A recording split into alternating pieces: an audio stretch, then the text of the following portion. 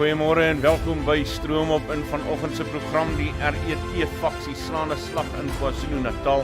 Operation Dudula se tentakels strek al hoe wyer en waterverassing raak 'n al hoe aantrekliker opsie vir Suid-Afrikaners.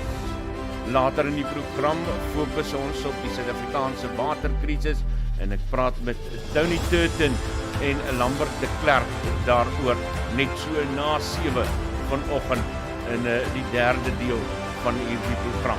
Dit alles en nog meer in Stroomop net hier op Nuuspod.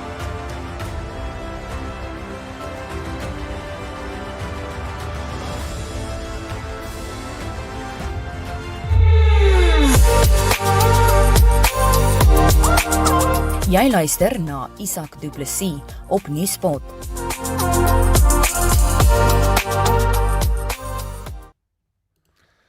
Daar sê goeiemôre aan almal. Ek sien al Ian en Leendert en Leslie is al op die lug. Môre julle almal baie welkom by vanoggend se program. Dis maandagoggend die 11de April. En die nuus die woel maar nog rondom ons. Mens dink nou nuus sal in stadiums stil raak. Dit doen soms, maar nie in hierdie tyd nie. Alles woel en gaan te keer hier rondom ons. Pieter Botha wat ook saam met ons is. Nou kom ek vat 'n slukkie kaptein se moer saam met julle op hierdie nuwe week, hierdie nuwe dag. Daar het ons weer krag en jy kyk na Stroomop hier op Nuuspod met die komplimente van Fines for You. Julle kan hulle webtuiste gaan besoek by www.finesforyou.co.za. Goeie werk wat Fines for You doen. Gaan kyk gerus. Gerard sê, hy kry stroom op die nippertjie. Ek weet nie, Gerard. En daar kom Anet ook by. Hier is 'n klomp mense wat bykom. Ek gaan nou nie vir almal persoonlik môre sê nie. Ek sê so die loop van die program weer kyk wat sê julle alles en wat gebeur. Maar net so voor ons wegval met die ernstige nuus van die dag. Kom ons lag 'n bietjie. Wat kan ons anders doen? In 'n land soos hierdie moet ons kan lag. En ons moet onsself nie altyd so ernstig opneem nie, man. Iemand sê, skryf daar op 'n kanaal vir my, sê vir my asseblief man, hy weet hy gaan op sy moer kry, maar hy wil net vir my sê, ek moet asseblief minder giggel. Toe lag ek. Ek's jammer ou maat. Ek's baie jammer. Dit gaan nie gebeur nie, maar dis nie omdat ek wars is nie, dis maar my aard, dis maar, ek dink nie, ons moet onsself so ernstig opneem nie, man. Nie soos is ernstige saak, maar regtig waar, daar's 'n groter lewe as die nuus. So, die nuus is iets wat ons gou inneem in die oggend, en die res van die dag, dan leef ons. So ons kan maar so tussenin lag ook, en kom ons lag vanoggend. Ek is seker hier is van julle wat dit al, baie van julle wat dit al gesien het, maar helde snaaks.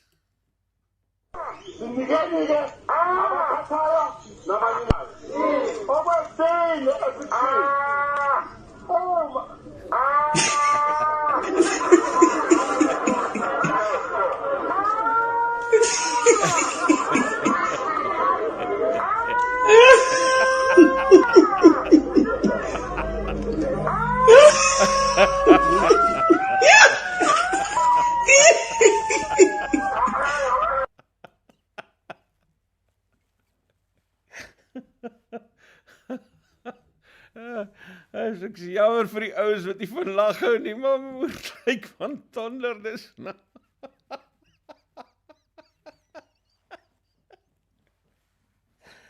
We are late, soos Richard Spoor altyd sê, we are late. Is baie snaaks. Nou, kan ons gaan aandag gee aan die ernstige sake van die dag.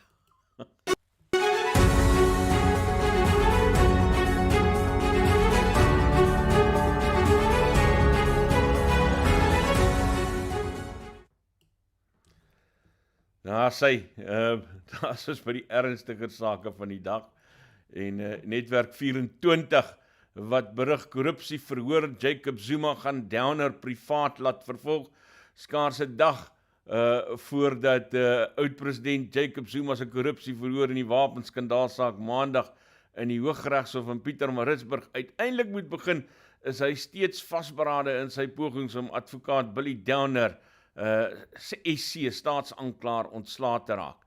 Lydens 'n verklaring wat die Jacob G. Zuma Stichting Sondag uitgereik het die nasionale vervolgingsgesag besluit om Downer nie te vervolg nie, nadat Zuma 'n klag by die polisie teen hom ingedien het. Goeie genigtig. Waarin die oud-president beweer die staatsanklaer het persoonlike mediese inligting van hom aan die media laat uitlek. Advokaat Ntunzi Maga, woordvoerder van die NVG, het sondagmiddag bevestig dat hulle nie vir Downer sal vervolg nie. Dit alles, insluitend die private vervolging, is vertragingstaktiek deur Zuma. Sy regsplan weet, daar is geen gronde vir vervolging nie, sê Maga. Die NVG het laat sondagmiddag ook 'n verklaring uitgereik, waarin hy sy kommer uitspreek oor die stigting se verklaring. Op 11 April 2022 sal ons enige aansoek vir uitstel teenstaan, omdat enige verdere vertraging nie in die beste belang van enige party is nie. Jy weet nie, ek is nog altyd oortuig van ergens moet iemand hierdie prokureurs van Zuma kan aankla. Dat hulle die hof se tyd mors, dat hulle Suid-Afrikaners se tyd mors. Want dit is allemaal regtig. Dis verskriklik, man. Dat 'n mens so kan karring ten einde jou eie verantwoordelikheid te ontduik. Nee. RET-faksie van ANC se Zandile Gumede wen in eThekwini. Dis die een wat gesê het, sy gaan op sy staan. Onthou julle, verlede week het sy gesê, sy wat Zandile Gumede is, gaan op sy staan as sy wen. Ek weet nie hoekom sy mag gestaan. Maar ek vermoed, dis nou al meer as 'n vermoede, dat hierdie so 'n bietjie van 'n politieke stelling is, meer as wat dit iets anders is. En dit is om so 'n bietjie 'n swaard uit te steek daarna Cyril Ramaphosa se kant toe, om te sê, pas op, jy moenie dink jy's in beheer nie. So in wat as 'n oorwinning vir die faksie, vir radikale ekonomiese transformasie in die ANC beskou sal word, is Zandile Gumede, voormalige burgemeester van die eThekwini Metro, as voorsitter van die ANC se eThekwini streek verkies. Sy het vir Thabani Nyawoze, speaker van die Metro en ondersteuner van president Cyril Ramaphosa, sy hernuwingsveldtog van die ANC uitgestof om as oorwinnaar uit die stryd te tree. Ek sien Netwerk 24 het hier 'n glipsie begaan, oorwinner, tensy dit 'n nuwe woord is. Want daar is so baie nuwe woorde deesdae, dalk is ek verkeerd. Die groot vraag is of Gumede, wat teregstaan op korrupsieverwante aanklagte ingevolge die ANC se op sy staan resolusie, haar verkose posisie sal prys gee. Nou ja, kom ons kyk, Paul Mashatile het daai brief in CV gestuur, en die brief behoort seker ook by Zandile Gumede uit te kom. En sy sal dan, as die ANC ernstig is, sal sy geskort word as sy nie op sy staan nie. So kom ons kyk wat hier gebeur. Maar nietemin, dit is 'n politieke stelling, en ek dink wat duidelik wys waar KwaZulu-Natal in die stadium staan, in die aantog na die groot leiersverkiesing toe van die ANC. Verhoor van 5 begin na moord op voormalige Bafana kaptein in 2014. Die verhoor van die 5 beskuldigdes wat teregstaan weens die moord op Senzo Mayiwa, voormalige Bafana kaptein, begin na verwagting maandag in die Hooggeregshof. Dis nou vandag. Intussen is een van die beskuldigdes in die saak tot 12 jaar tronkstraf op 'n onverwante aanklag vir poging tot moord gevonnis. Nuus24 berig, Musikawa Hlelwa Sibiya is gevonnis weens die poging tot moord op Ntombentle Ndaba en Mfanelo Mbata. Hy het verskeie skote op hulle geskiet, maar albei het oorleef. Sibiya word ook daarvan beskuldig dat hy sy meisie in Desember 2014 geskiet het, nadat sy gedreig het om sy beweerde betrokkenheid in die Meyiwa-moordsaak te onthul. Hy het haar glo in sy vertroue geneem. Afriforum se private vervolgingseenheid het tans 'n waaksaamheidsopdrag namens Ntombifuthi Meyiwa, Senzo Ma, as ook Zama en Nomalanga Meyiwa, sy susters.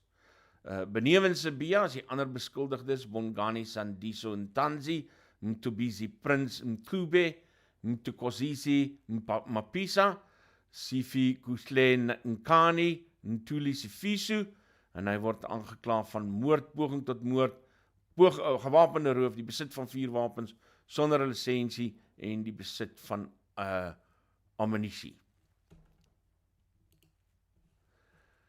Dis alles 'n geskinder, sê DA se Mazouni oor gerugte. Die beweringe in 'n Sondagkoerant waarin gesê word dat Natasha Mazouni DA hoofsweep deur 'n rebellie vanuit eie geleedere in die gesig gestaar word, is net 'n geskinder, het sy Sondag gesê.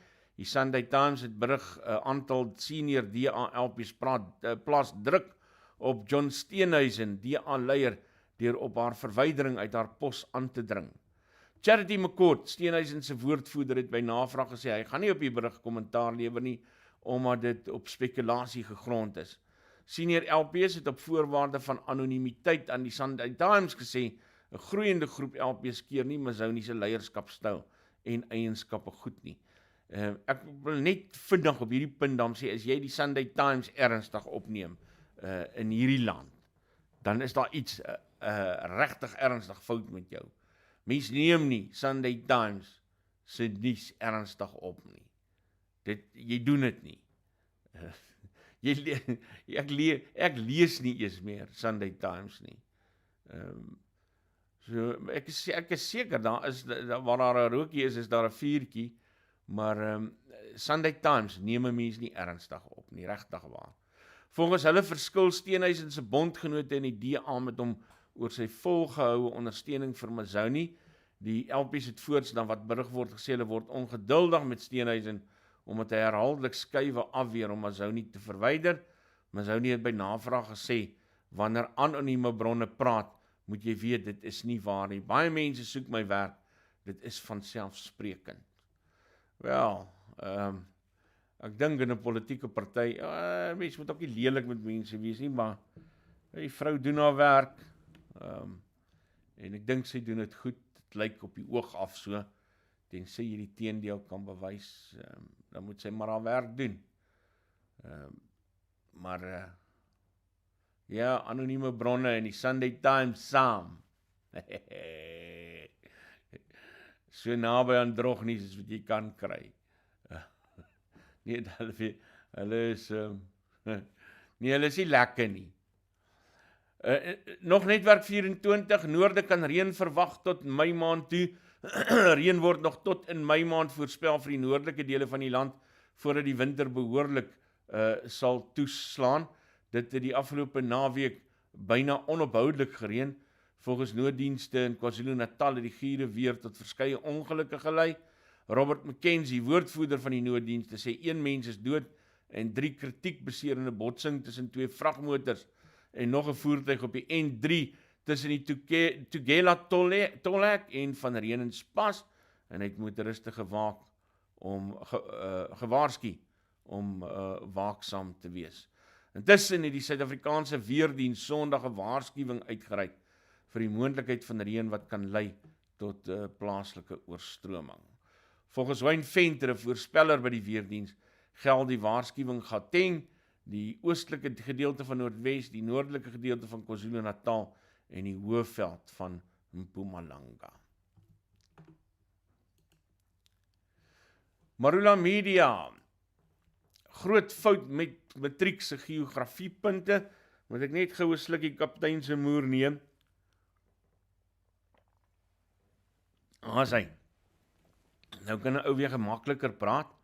'n Beduidende daling in die punte wat matrikulante in verlede jaar se eindeksamen vir geografie behaal het leerders en onderwysers van toonaangewende Afrikaanse skole onkant betrap.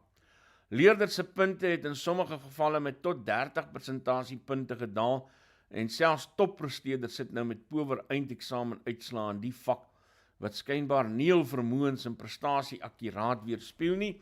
In sommige gevalle het leerders wat gewoonlik onderskeidings behaal het, selfs hul beurse of universiteitskeuring weens hul swak geografie uitslaa verbeur. Dit nadat opdragte, vraestelle, punte en nasienwerk reg deur die jaar deur die onderwysdepartement gemodereer is en onderwysers en leerders op dreef was met hulle voorbereiding vir die eindeksamen. Klagtes oor die geografie uitslaa het by die Solidariteit Skole Ondersteuningssentrum ingestroom kort na die uitslaa bekend gemaak is. Die SOS het reeds verskeie navrae aan die departement in die verband gerig, maar nog geen terugvoer ontvang nie. En die sondaar is vermoedelik die departement se rigiede memorandum wat leerders glo benadeel indien hulle antwoorde nie woord vir woord met die memorandum strook nie mee nie. Hugo Vermeulen, hoof van opleiding aan die SOS.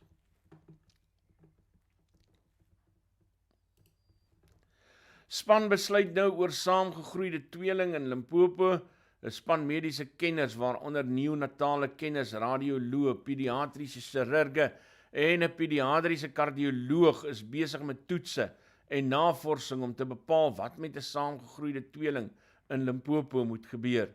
Sielkundiges is ook ontbied om ondersteuning vir die ma van die tweeling te bied en haar familie, wat tot en met hul geboorte nie geweet het, die tweeling wat sy verwag is saamgegroei nie, sê Neil Sikwambana, woordvoerder van die provinsiale departement van gesondheid. Die 41-jarige vrou se tweeling is donderdag by die Jane First Hospitaal gebore deur middel van 'n keisersnee. Die vrou was as verwysing van 'n kliniek wat die swangerskap as normale tweelinggeboorte gediagnoseer het. Dis eers tydens die operasie dat die dokters ontdek het die babas is aan mekaar verbind deur hulle bors en maag. Die babas is sonder probleme gebore en is na die Kweng Hospitaal oorgeplaas vir volledige en verdere assessering deur neonatale kenners en pediatriese chirurge. Yes. Ek dink dis nou nogal 'n skok om so iets agter te kom, nee. News 24, 15 pupils hospitalized in Gauteng after consuming spice cakes. 15 pupils from 2 schools in Gauteng were admitted to hospital after eating spice cakes. The cakes were laced with cannabis. The Gauteng Education Department has warned pupils against buying unknown substances. The Gauteng Department of Education has expressed concern after several pupils were hospitalized after consuming cannabis-laced edibles. Department spokesperson Steve Mabona said 11 pupils from Randfontein High School on the West Rand were rushed to various medical facilities on Thursday after they fell ill during school hours. He added 2 of the pupils were just discharged, while 9 were admitted to hospital in a critical condition. Ja, ek lag nou nie oor die kinders wat in 'n kritieke toestand is nie. Ek lag maar aan die idee wat hierdie spice cakes aan 'n mens doen. Want ek het dit al ervaar. 'n Vriendin gee 1 jaar vir my 'n klompie van die goed en sê ek moet so 'n stukkie daarvan eet. Dan kan ek lekker slaap. Maar ek moet net 'n stukkie eet. Ek moet nie 'n hele een nie, dis in 'n vorm van 'n muffin. En een aand na 'n glas wyn en ek laat gewerk het nog daar by die SAIK, kom ek terug by die huis en ek vat toe 'n hapie. En toe voel die hapie vir my te klein. Toe vat ek nog 'n klein hapie. Maar toe sien ek, toe is omtrent die helfte van die koekie toe nou al weg. En dit was 2 baie klein hapies, man. En toe vat ek maar nou nog 1 klein hapie, want dit is nou nogal redelik lekker, sy het dit in sjokolade, so 'n sjokolade muffin ding wat sy gemaak het. En dit smaak heel lekker. En toe is daar nou 'n klein stukkie oor. Toe voel dit half dom om die klein stukkie terug te sit in die bak, toe eet ek hom ook nou maar. Ek het my uit 'n hele dag se werk uitgeslaap. Mense het gebel, en gebel. Al wat ek kan onthou is dat ek lam op die bed gelê het. Ek het die foon hoor lui en in my kop het ek hom geantwoord. Maar eintlik het ek net so lam gelê. Ek dink ek het eers daai middag 4:00 het 'n vriendin bekommerd kom kyk waar is ek. Het ek uiteindelik uit hierdie verskriklike toestand ontwaak. Ja, julle moet oppas vir daai daggakoekies. Hulle is lelike goed, jong. Ekskuus kinders man, ek lag nie omdat julle siek is nie. Maar pas op maar. Hy goed kan vir jou vang. So het ek agtergekom. Sowetan, JMPD cops caught dealing in official ammo. Ag, wat 'n verrassing. The Johannesburg Metropolitan Police Department has bust 2 of its own officials and a member of the public for theft and illegally dealing in departmental firearm ammunition. The JMPD said its internal affairs unit had been alerted on Friday by the Hawks, who have been conducting an ammunition operation and had earlier arrested a member of a shooting range in Randfontein. Nog steeds op News 24, all out Imran Khan dismissed as Pakistan Prime Minister on the back of no confidence vote. Is ook na gelang van 'n Reuters berig. Pakistan's political opposition toppled Prime Minister Imran Khan in a no confidence vote in Parliament early Sunday after several political allies and a key party in his ruling coalition deserted him. The opposition, which spans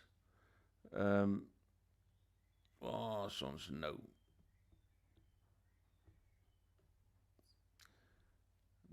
Verraak hy nou weg, maar nietemin. The result of the vote, which was the culmination of a 13-hour session that included repeated delays, was announced just before 1 o'clock by the presiding Speaker of Parliament's lower house, Ayaz Sadiq.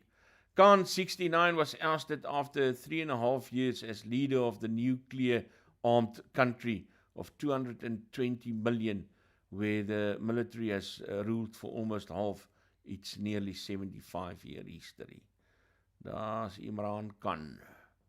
Ons ken hom ook as 'n man wat 'n kolf kon swaai. Maar hy's nou uit. Daar gaan hy. Business Insider sê hierdie move van Elon Musk is aan baie interessant. Elon Musk wants Twitter to take Dogecoin, is dit hoe mense dit uitspreek, cut prices and sell checkmarks. Ek sal moet gaan seker maak hoe spreek mense daai woord uit. And sell checkmarks. Elon Musk has become Twitter's biggest individual shareholder after taking a 9.2% stake. He wants to implement changes to the platform's Blue Premium subscription, which is not yet available to South Africans.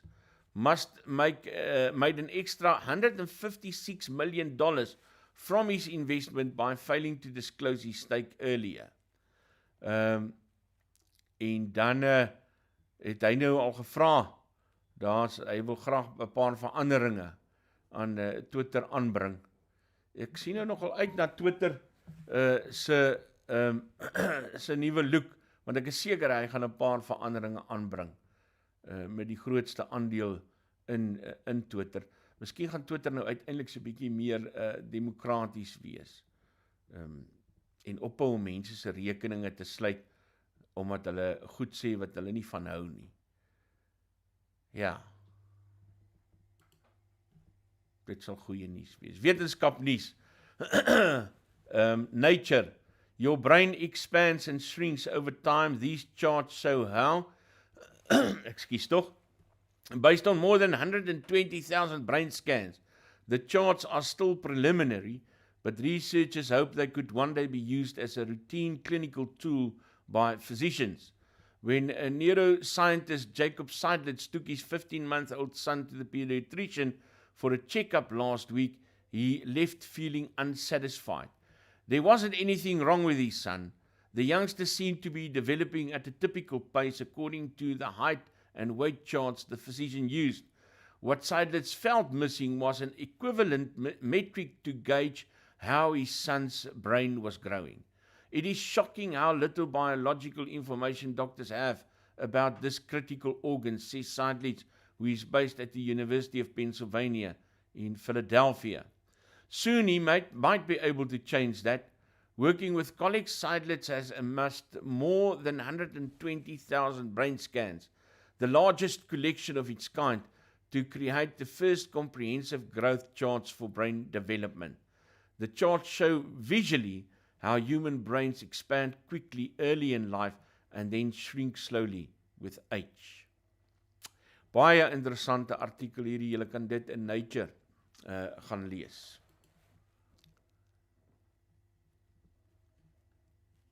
Internasionale nuus, Ukraine prepares for Russian assault, calls for more support, berig Reuters. Net sien. Ja, daar maak hy oop.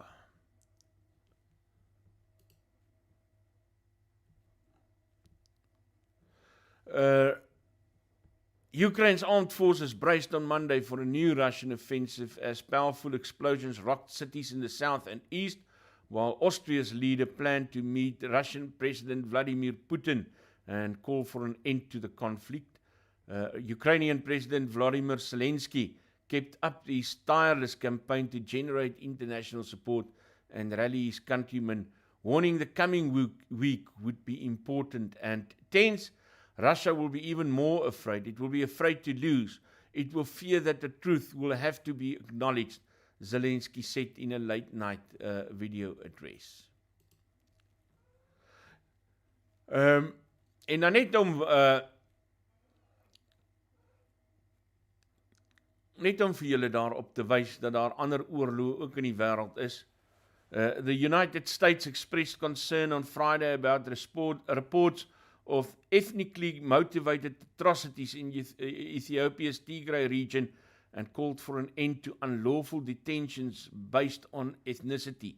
We note with the utmost alarm that thousands of Ethiopians of Tigrayan ethnicity reportedly continue to be detained arbitrarily in life-threatening conditions in Western Tigray, State Department spokesman Ned Price said in a statement. Duisende mense wat die ergste denkbaar deurgaan. Maar ons maak nie 'n bohaai daaroor nie. My vraag is nog steeds, hoekom? Ons het nou net gepraat oor die aanval wat Oekraïne verwag. En dan net sommer so 'n stukkie nuus wat ek raak gelees het op Nuuspod. Dit is Lotus FM se Nuuspod. Research shows that there are about 50,000 unlicensed alcohol outlets in South Africa, mainly operating in rural settings. Dis vandagoggend se koerante en net hierna gaan ons 'n bietjie verder kyk na die ander nuus van die dag.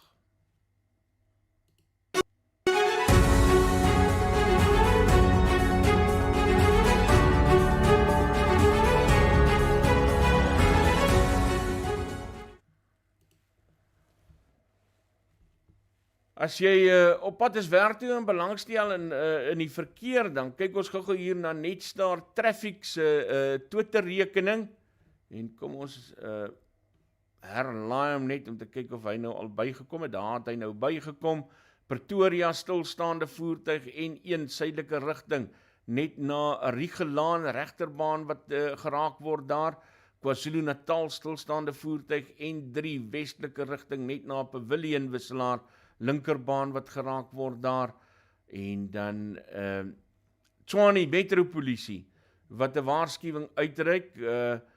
Motoriste word gewaarsku om ekstra versigtig te wees in die reën. Verminder asseblief julle spoed, hou 'n veilige afstand, skakel aan julle hoofligte en vermy laagliggende brûe. Ons het nou al baie gesien wat die risiko's dit inhou. Dis op die oomblik al verkeersnuus wat daar is. Kom ons kyk so 'n bietjie later hier teen 7 uur of daar nog iets is wat ons gaan raak sien.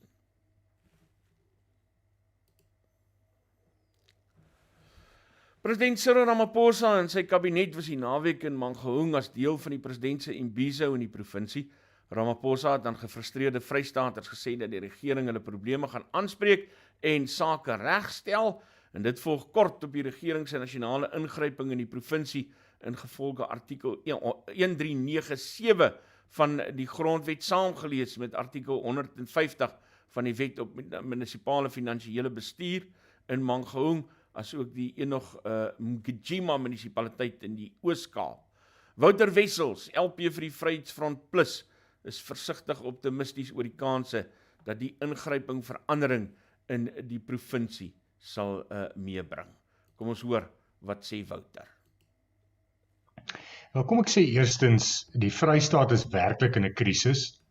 Mangaung Metro is die swak presterendste metro in die land, wat in 'n totale finansiële krisis is. En nou moet 'n mens eers onthou dat omtrent 2 jaar gelede is die metro onder 'n intervensie geplaas, artikel 1395 intervensie, wat beteken het dat die provinsiale regering 'n herstelplan vir die munisipaliteit of vir die metro opgestel het en moes implementeer.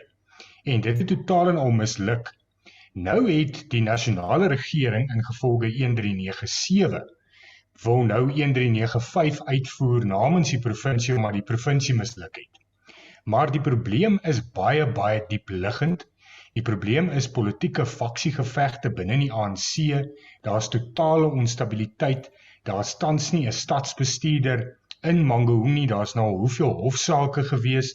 Dis totale chaos en dit is asof Mangaung en die Vrystaat as 'n politieke speelbal op pad na die ANC se verkiesingskonferensie later die jaar gebruik word.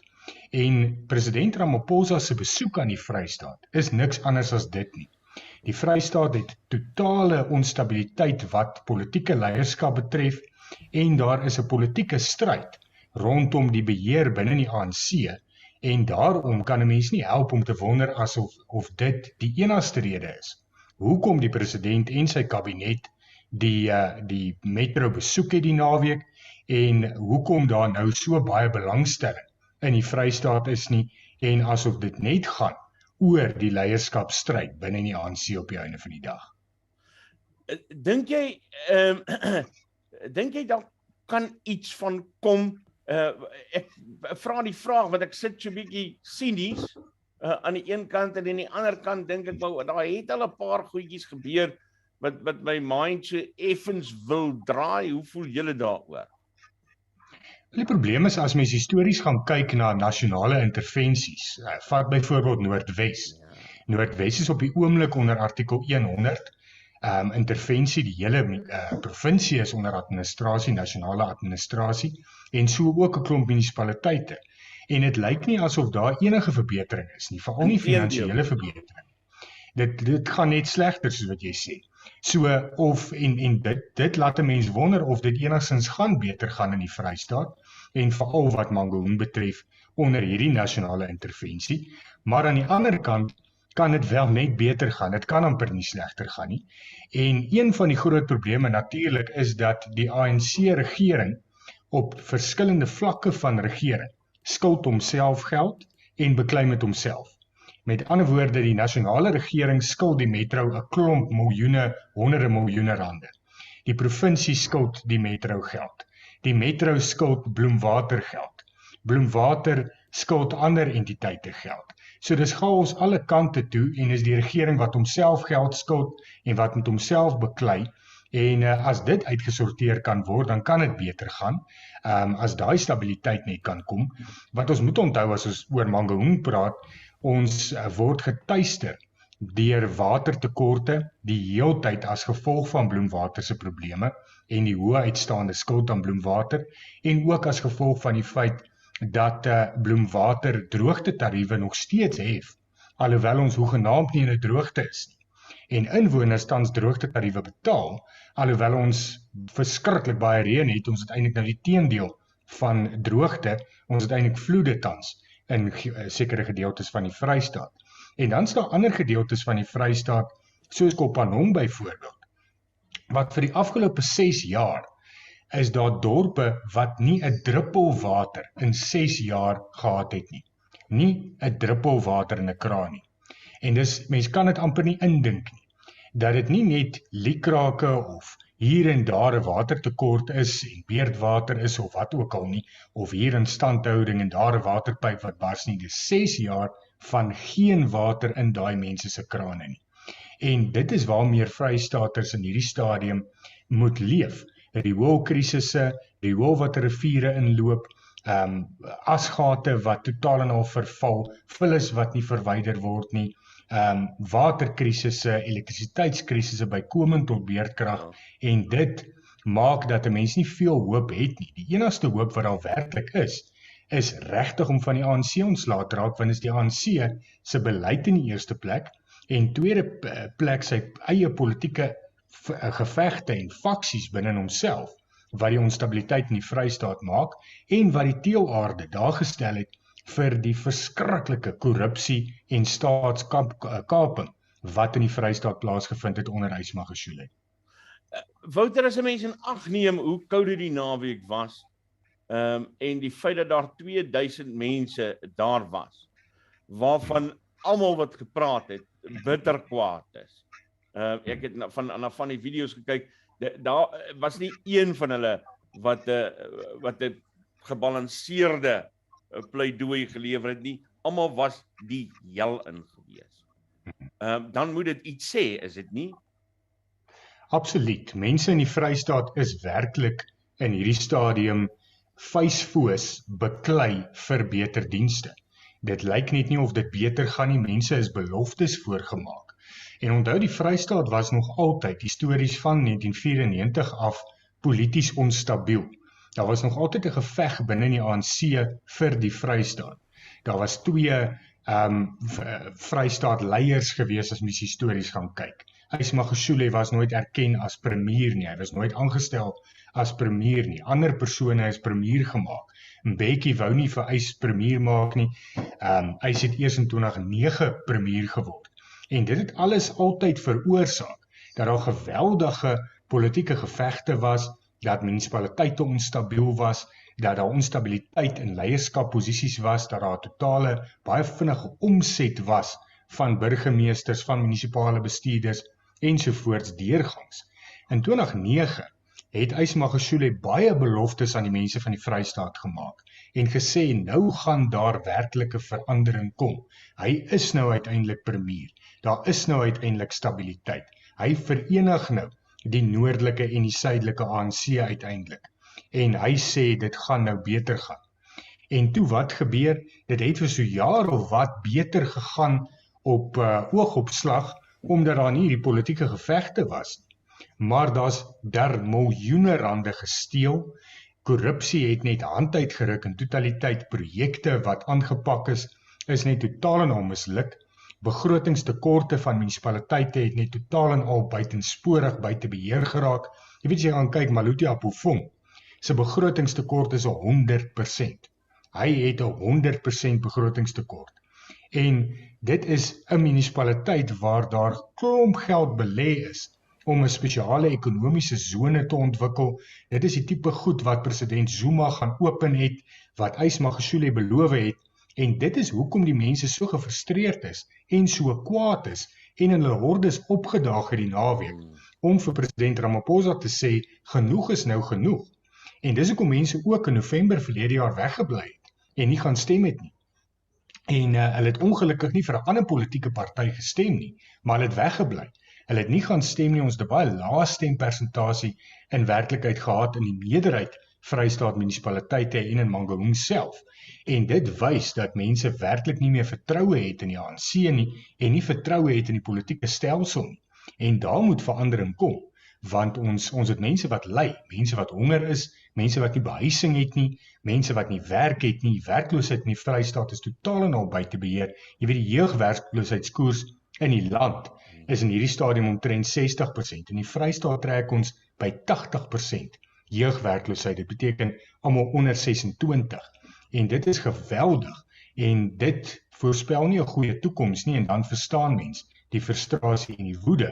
Maar dan moet die regering begin optree, en dan hoop mens dat Ramaphosa dit wat hy beloof, en dat hy sê daar sal verandering wees, dat daar werklik verandering gaan wees, maar dan moet daar opgehou word met kaderontplooiing, dan moet daar opgehou word met korrupsie, dan moet die beste persoon, die beste kontrakteurs moet aangestel word om dienste te lewer, om huise te bou, om paaie te bou, want paaie natuurlik in die Vrystaat val ook uit mekaar uit, en dan bestee ons miljarde rande aan kontrakteurs wat nie die paaie regmaak nie, en wat wegloop met die geld, belastingbetalers geld, en wat nie die paaie eintlik reggemaak het nie, en die paaie val nog steeds uit mekaar uit. So dit is waar verandering moet intree.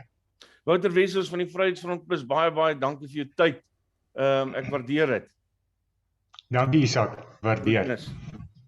Goed gaan. Mooi aand.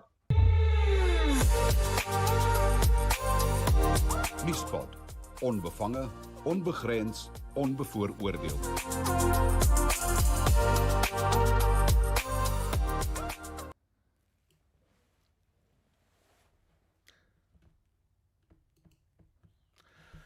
In die volgende 3 bydraes gaan ons so 'n bietjie op Operation Dodula fokus. Ek wil later in die week kyk of ek so 'n bietjie groter daarmee kan gaan, want ek dink dis 'n beweging wat nogal dopgehou moet word. Maar kom ons gesels 'n bietjie saam. Daar is nou besig om allerlei gesprekke plaas te vind oor die wat noem mense dit, die regverdigheid, die billikheid daarvan. Ek is nie die regte woord nie, maar vir 'n oomblik het dit my nou ontgaan watter woord om te gebruik. Die feit is, Operation Dodula is baie omstrede. Dis gemik teen onwettige immigrante, maar daar word ook 'n klomp onwettighede gepleeg in die proses. Maar daar is ook die regering wat skuld dra aan die situasie soos wat hy tans daar uitsien. Laat weet bietjie vir my, hoe dink julle oor hierdie Operation Dodula kwessie? Dan gesels ons in die program saam daaroor. Ek wil kyk of ek 'n paar van julle se menings hier kan uitlig, en om te hoor wat julle daaroor dink, hoe julle dit sien, op watter manier kyk julle daarna. Intussen gaan ons gou so 'n bietjie kyk na wat aan die gebeur is, want Operation Dodula het die naweek op verskeie plekke in die land byeenkomste gehou, en ook in KwaZulu-Natal gevestig. Dit volg te midde van die dood van Elvis Nyati, 'n Zimbabweër wat in die hand van Dodula volgelinge in Diepsloot gesterf het. En volgens die beweging is onwettige immigrasie 'n misdaad ingevolge artikel 9 van die Immigrasiewet 13 van 2002. En die beweging maak verder daarop aanspraak dat onwettige immigrante verantwoordelik is vir misdade soos roof en dwelmverspreiding. Zotini Chili is een van die mense wat die naweek aan 'n optog in Durban deelgeneem het en sy mening hieroor gegee het. By this, where you have your own child in drugs, addicted by these foreign nationals. Until you are in that situation, I'm telling you now that my son is in hospital, critically ill. I can get a quality anytime. That is my before. He was addicted into drugs by these foreigners. It will take any person who's sitting at home to be directly affected, regardless of the political party, to be directly affected by these foreigners that are addicting our children. Our children, they come from Johannesburg, from Cape Town, from Newcastle, from all over South Africa to start here in Durban. And these foreign nationals are addicting them into drugs. Enough is enough, because we are losing the future of our children. We are losing everything. It's time that we as South Africans, we stand up. We are not fighting because we hate people of outside the national. We are fighting because we see that our children's future is being destroyed. So we have to stand up, regardless of who you are. We're fighting the drug dealer, whether it's an Indian. We're fighting the drug dealer, whether it is a white man. We're fighting a drug dealer, whether it is a Chinese. It is unfortunate that most of the drug dealers here in Durban, whether in Johannesburg or in Durban or in Cape Town, are mostly the foreign nationals. It is time that we stand up against these drugs. Enough is enough. Thank you. Nou ja, xenofobie, wat al hoe meer aandag kry in lig van Operation Dodola se bewegings, en net vir die van julle wat nou nie mooi kan hoor nie, Zotini het vertel hoe dat hy Operation Dodola steun, omdat sy kind as gevolg van, volgens hom, as gevolg van onwettige immigrante in dwelms betrokke geraak het. Hulle was van die mense wat dwelms versprei het en dwelms aan sy kind besorg het, en daarom dan nou sy teenkanting teen onwettige immigrante. Laat weet vir ons asseblief, wat dink jy? Dan gesels ons 'n bietjie saam daaroor. Hoe voel jy oor hierdie beweging? Intussen het die Patriotic Alliance ook hulle steun aan die beweging toegesê, aldus Kenny Kunene van die party. Good afternoon, Mzansi. Good afternoon, patriots. I just want to highlight a section of the Constitution that deals with the issues of immigration. It says here, substitution of Section 41 of Act 13 of 2002, identification. When so required by an immigration officer or a police officer, any person shall identify himself or herself as a citizen, permanent resident, or foreigner. When so required by an immigration officer or a police officer. And if on reasonable grounds, such immigration officer or police officer is not satisfied that such person is entitled to be in the Republic, such person may be interviewed by an immigration officer or a police officer about his or her identity or status. And such immigration officer or police officer may take such person into custody without a warrant. This is the Constitution of South Africa. Therefore, the police in Diepsloot were doing their work. They were fulfilling their constitutional duty to make sure that whoever is in South Africa is here legally so. All over the world, you have to carry your passport when you are in a foreign country. In the event you don't have it in your person, it is at the hotel, you get arrested until somebody can show that you are there legally.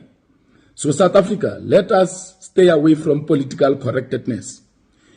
We are in desperate times. Our communities are suffering from illegal immigrants.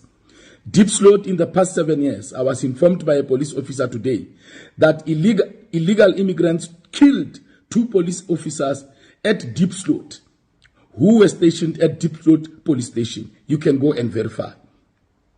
So I support all police officers who would request identification from Australians, Somalis, Pakistanis, Nigerians, South Africans, Zimbabweans, Americans, French, and the English.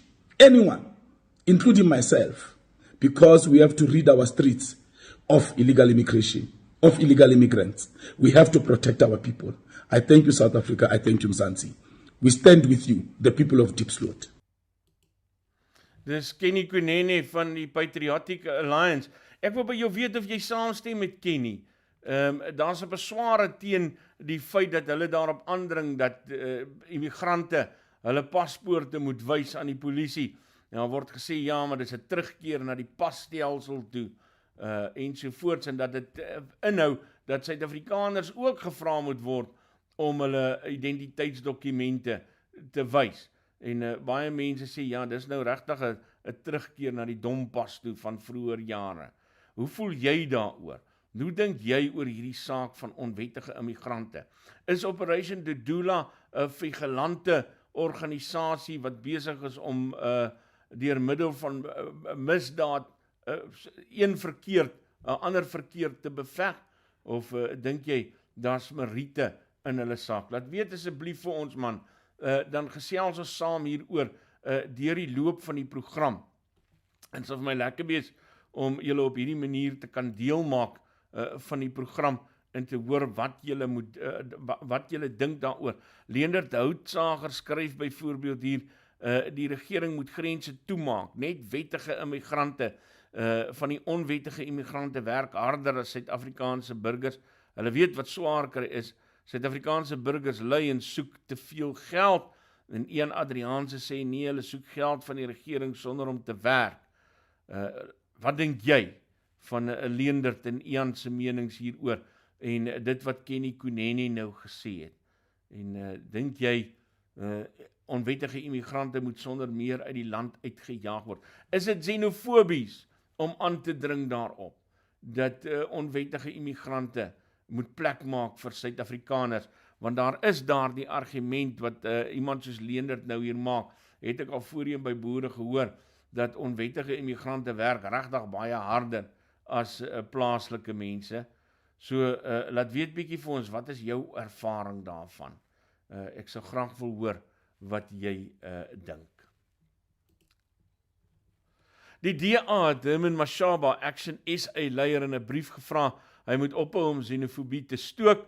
SMS wat die party Vrydag aan DA-lede uitgestuur het, kruit Mashaba uit as 'n populis wat die vlamme van xenofobie stook. Action SA het teruggekap deur te sê die DA probeer 'n situasie vir politieke gewin uitbuit, terwyl Mashaba slegs die oppergesag van die reg ondersteun, aldus Bongani Baloyi van die party. Kom ons hoor wat sê hy. I think that letter from the DA is quite clumsy and also quite irresponsible, because they neglect to deal with the substance of the matter, and they neglect to actually engage in their constitutional responsibility as as public representatives who have taken an oath of office, and part of which is to swear their allegiance to the country and the laws of the country. And one of the laws of the country in South Africa is one that deals specifically with immigration, which determines and details how people can come into the country through our ports of entry, under which status they can come into the country under our ports of entry, and for how long they can stay, whether they can do business or not. So you'd expect at least people whom purport to be public representatives to have a full appreciation of these. So when we as the Action SA say to South Africans, there's a big problem with immigration as a consequence of the well-known stated number of illegal immigrants in the country, from Africa, from Europe and the world over, in Asia including, that it's easy coming into the country and doing whatever they want to do and opening the country for all sorts of nefarious intentions. So when we raise these things, there's no way you can claim that we are being xenophobic by pointing out the fact that those who have taken an oath of office are not actually implementing the laws of the Republic. And implementing the laws of the Republic means that there's no circumstance where you choose, in this case I won't, and in the other case I will. I mean, what we always say with the rule of law should be blind. And when we insist on it being blind and ensuring that people act in the best interest of the Republic within the laws of the Republic that have been empowered through the Constitution, and they call us xenophobic. So I think it's careless, it's opportunistic, and it's a demonstration that they're actually out of their depth as the official opposition in the country. And I think that this demonstrates further that they are ready to let go of the opposition status in the country to the Action SA. What is what is Action SA's officials stance on illegal immigrants at the moment? Well, illegal immigrants must be apprehended and sent back to their country. Simple as that. That is in terms of the law. If you go anywhere in any world, if you're an illegal immigrant, you're considered to have committed a crime and therefore criminal, and you're apprehended and sent back to your country. So I think the state must proactively coordinate its resources in a reasonable manner to try and, one, ensure that we protect the borders of the country so we don't have porous borders for human trafficking, for even narcotics over the border, and many of our vehicles hijacking the country, making their way to the rest of Africa, and ensuring that those who come into the country come correctly and for the stipulated purpose and will not pose a burden on our economic and social infrastructure as well. So we're quite clear, we welcome foreigners to come into our country to add value, to visit our country, enjoy our natural beauty, invest in our country, invest in terms of their skills that the economy do not have, that they would have to contribute in our country, be professors and teach and offer credible insight which they've acquired from their places of birth. So we are welcoming to people, but they must come through the gate. No one must not welcome people who come over the fence and do all sorts of things. So those who are not legal in the country must be apprehended and must be sent back home. Bongani, the upcoming of Operation Dudula lately, and their way of doing things led to the death of Elvis Nyati in Diepsloot. How does the party feel about that? Under no circumstances do we support any citizen to enforce the law of the Republic. It should be those who have been given the task. This is the South African Police Service and various Department of Home Affairs officials who are the designated official to deal with this specifically. So we do not support or encourage citizens to go door to door and establish whether you are a South African citizen or not South African citizen. We've been consistent with that part. And our view and our message to Operation Dudula was operate within the bounds of the law. Do not take the law into your own hands. Ensure that the police do their part. And obviously they can decide to take our advice or not take our advice, but we've been very clear that these things must happen within the bounds of the law, and the police must take responsibility, and ultimately the ANC government is the one responsible for all of these things that are manifesting as a consequence of lack of governance and lack of leadership in the country. Bongani Baloyi of Action SA, thank you very much for your time. I appreciate it. Thank you so much. Good night. Nuuspod. Onbevange, onbegrens, onbevooroordeel.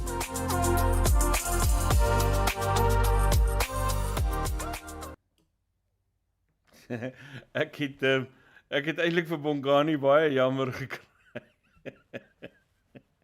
Ek weet nie of jy dit raak kon sien nie, maar die DNS van Action SA is nog nie heeltemal in Bongani in nie. Hy het nog hopeloos te veel van die DA's DNS in hom. En dit het vir my toch gevoel, ek weet nie, dalk is ek heeltemal verkeerd, maar ek het toch die gevoel gekry, dat hy nog nie heeltemal oortuig is, daarvan om Action SA se beleid oor onwettige immigrante so weer te gee, soos wat hy dit vanoggend gedoen het nie.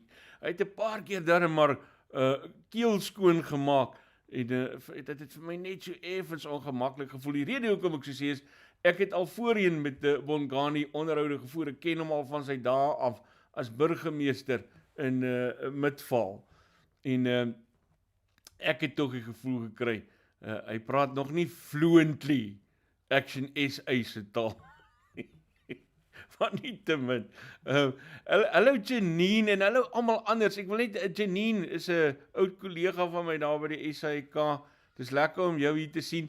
Een van die bekwaamste joernaliste wat 'n mens kan kry. Ek is bly, sy is ook vanoggend hier by ons, en ek is net so bly oor elkeen anders van julle. Tineke en Erika en Trudy en Thomas, Leendert wat ons nou al gekyk het. Wat ons vraag aanbetref, Tineke skryf, Kenny is reg, die probleem begin by Buitbrug en ander grense van Mosambiek. Mense wat onwettig hier inkom. Immigrante moet hulle paspoorte enige tyd kan wys. Gideon Pretoria sê, ek is maar versigtig vir Operation Dudula. Waarop fokus hulle na onwettige immigrante? Hulle aksies kan hierdie vorm van geweld net nog meer normaliseer. En Gideon, as jy gaan kyk op Twitter en op Facebook, hoe hierdie organisasie steun kry. Maar dit is soos, hulle Facebook bladsy groei teen die spoed van wit lig. Jy kan dit nie glo nie. Jy sal nou kyk, dan is daar soveel lede, en as jy 'n halfuur later kyk, is daar nog meer by. Daar's ongelooflik baie mense wat hierdie beweging, by hierdie beweging aansluit, die beweging steun, ja, soos jy sê, dit kan skrikwekkende gevolge inhou, as 'n mens kyk tot waartoe sommige mense in staat is, en ek het al voorheen dit genoem, as 'n mens gaan kyk na Colombia en daai plekke, wat vir gelante optrede na toe kan lei, want vir gelante optrede, so edel as wat dit aan die begin mag klink dalk vir jou, het altyd, maar altyd, 'n slegte uitweg, en 'n slegte uitloop, want ergens gaan daai mag wat jy kry na jou kop toe, as jy dink die hele bevolking is agter jou.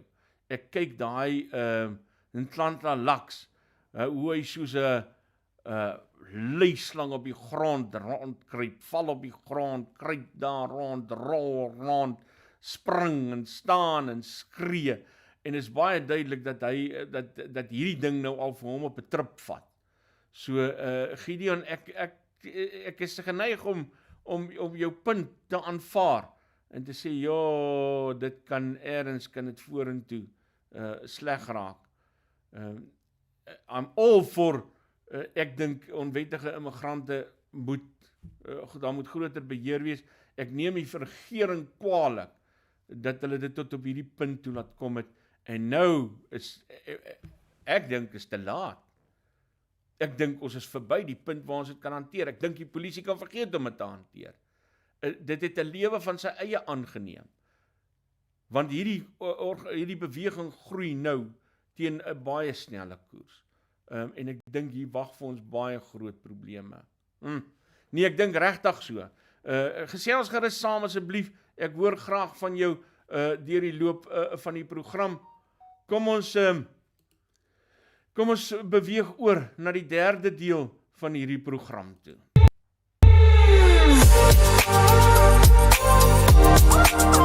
Jy luister na Isak Du Plessis op Nuuspod.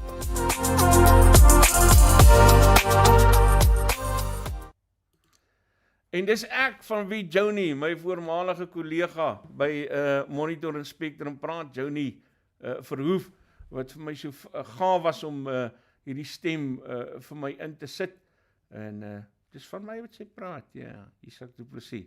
Baie welkom by Nuuspod se nuus en aktualiteitsprogram Stroomop, waarin ons so bietjie dieper na die nuus kyk en so bietjie meer ontlede na die nuus kyk. As jy dalk ergens heen gaan, kom ons kyk gou-gou, hoe lyk dit? Hoe gaan jy ry? Wat gaan jou ry beïnvloed? Netstar Traffic se Twitter-rekening help ons hiermee. Ek sien Kubele Mokeseng wat Netstar geretweet het, sê in the city of Ekurhuleni, Rodekop gebied, we are responding to a reported bus which partially fell into a ditch on the N3 freeway direction south by Heidelberg off-ramp. So, goeie genigtig. Ek wonder of daar passasiers in daai bus is.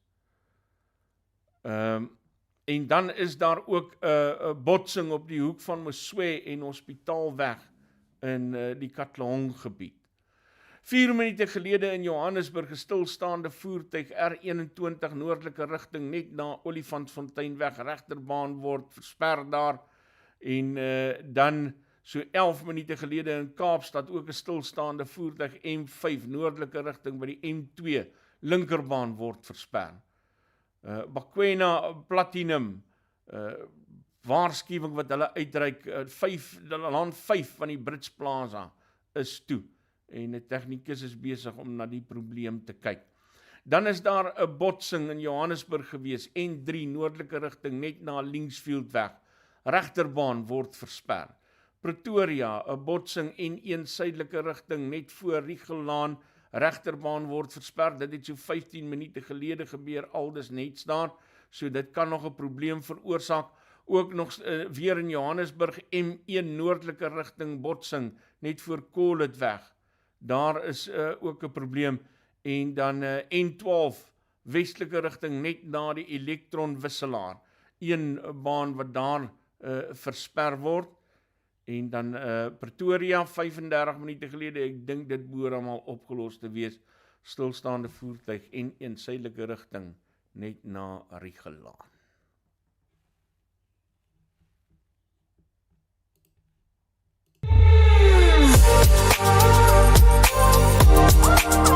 Jy luister na Isak Du Plessis op Nuuspod.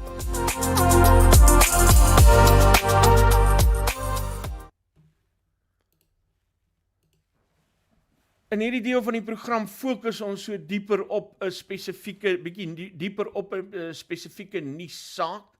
En Rapport en Daily Maverick het gister 2 onderskeie waterartikels gehad. Ek het gekyk of ek van die mense in die hande kan kry. In Daily Maverick se artikel beduie Angus Beck hoe miljarde rand net onverklaarbaar weg is. 65 senior amptenare in wydverspreide korrupsie betrokke is en 'n 2 jaar lange ondersoek na die departement van water en sanitasie sonder enige rede gestaak is. 'n Fluitjieblaser wat gefrustreerd is oor die toedrag van sake, het Daily Maverick glo toegang gegee tot verslae wat uitwys hoe die ANC selfs waterverskaffing in die land gekaap het. Stroomop het aan professor Anthony Turton, waterkenner aan die Universiteit van die Vrystaat gevra, wat die stand van sake is en hoekom dit so lyk.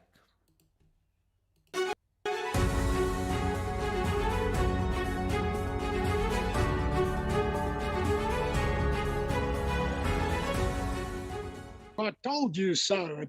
I mean, when I was purged out of the system at the CSIR for saying what I've said now, for putting the facts on the table that the decision maker can understand what they need to do, that made me unpalatable. So therefore, they had to get rid of me. Fine, so I'm out of the picture now. The problem doesn't go away. Okay, the problem is still there.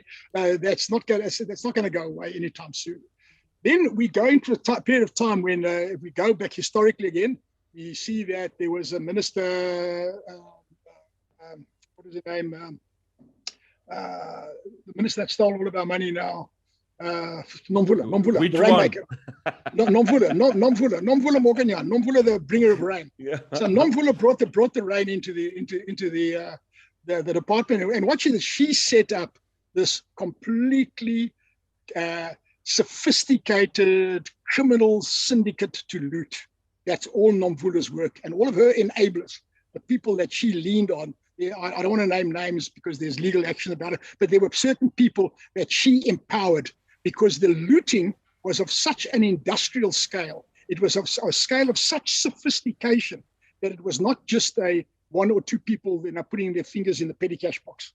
It was not that at all. It was systematic looting to the extent that required international money laundering across borders, international crime syndicates, because that's the volume of money that was being looted. So the serious stuff.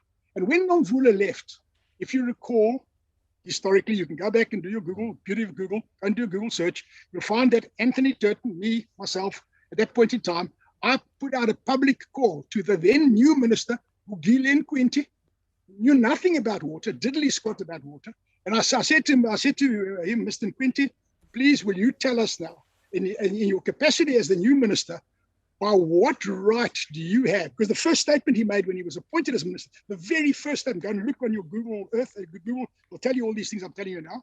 The first statement that Mr. Quinty made was that he's aware of wrongdoings in the department and he has decided that in the best interest of the country, nothing should be done about it because otherwise they're going to continue to lose skills and blah, blah, blah, blah, blah, blah, blah. Okay? So I then challenged him with a public statement. I said, Mr. Minister, with deep respect to you, sir, can you please tell me or tell us, the public, by what law gives you the power and the authority to effectively end a criminal investigation? In other words, unless you have a law that says by the power vested in me by article so-and-so or act number so-and-so of whatever, you are now in fact aiding and abetting the commission of a crime because you are obstructing justice. So what law gives you the authority to obstruct justice? And lo and behold, to this day, I've never had an answer to that. But so this Daily Maverick thing now where they talk about the whistleblowers, et cetera, it was going back to that period of time already when in Quinte's job as the new minister, his role was to sweep clean. His role was to sweep the forensic evidence away, to protect the comrades that were stealing. So the fact that there are only 60-something people now, well, that's still fantastic. And the fact that there's some terabytes of data somewhere, that's still fantastic. It means that all is not lost. And the beauty about forensics is they are accurate. And if you find them, they've got smoking guns and they point fingers. So what does this mean for us now? We can go through the whole debate now. What does it actually mean to us now? So the reality is that South Africa is water constrained. South Africa is capital constrained. We've got the highest level of unemployment in the world. The youth today are something like 50, maybe more, 60% unemployed, angry, A revolution is brewing and bubbling under the surface. Expropriation without compensation is being spoken about with gay abandon. Loss of investor confidence has already happened. Capital flight's already happened. That's where we are today now. So are we going to avert this crisis? Are we going to now stop a revolution? Because that's where we are. We're now in this space of talking about revolutions or not. And we can transition from that to a happy space, because the happy space is we need 25 billion cubic meters of water. And the really, really happy space about that is, guess what? We can do it quite easily. Where 25 billion cubic meters is about 2/3 of the volume of all of our dams in all the country. That's how much we need to generate. And guess what? That's a big, ambitious plan, but it's doable because capital and technology is available. It's prepared to come back into the country, provided there's policy certainty, provided there's a plan, provided there's no theft and corruption, provided there's all these sort of checks and balances put in place. So we can turn that around, and I'll give you an example. I'm doing a lot of work in the Middle East at the moment. And in the Middle East, the Saudi government has set targets. They're good at doing that. And they've set a target there for desalination, seawater desalination. And they've said, from now on, all of your seawater desalination will cost less than 50 US cents per cubic meter. If you do the calculations, 50 US cents per cubic meter comes out to approximately 5 rand, 6 rand per cubic meter. And they've now set a new target. It's now going to go to less than that. So sorry, it's 30 US cents. 30 US cents is the target. And they've set a new target now of 20 US cents per cubic meter. That's a new target. I got confused with 50. So 20 US cents per cubic meter is about 3-4 rand per cubic meter. Currently, our bulk water is sold in the order of around about between 8 to 10 rand per cubic meter. So the cost of desalination has come down to below the cost of producing water from rivers. That's a fact. That's an engineering economic fact. But the other game changer that's happened now, and this is really important, what I'm going to say now, is that hydrogen technology has come into the equation. And this is a really, really good news story, because hydrogen technology overcomes a fundamental problem in the renewable energy debate. And the renewable energy debate is about, similar to water in a way, how do you manage demand and supply? How do you balance demand and supply? How do you generate electricity when the sun is out, but you need that electricity at nighttime, so you've got to store it?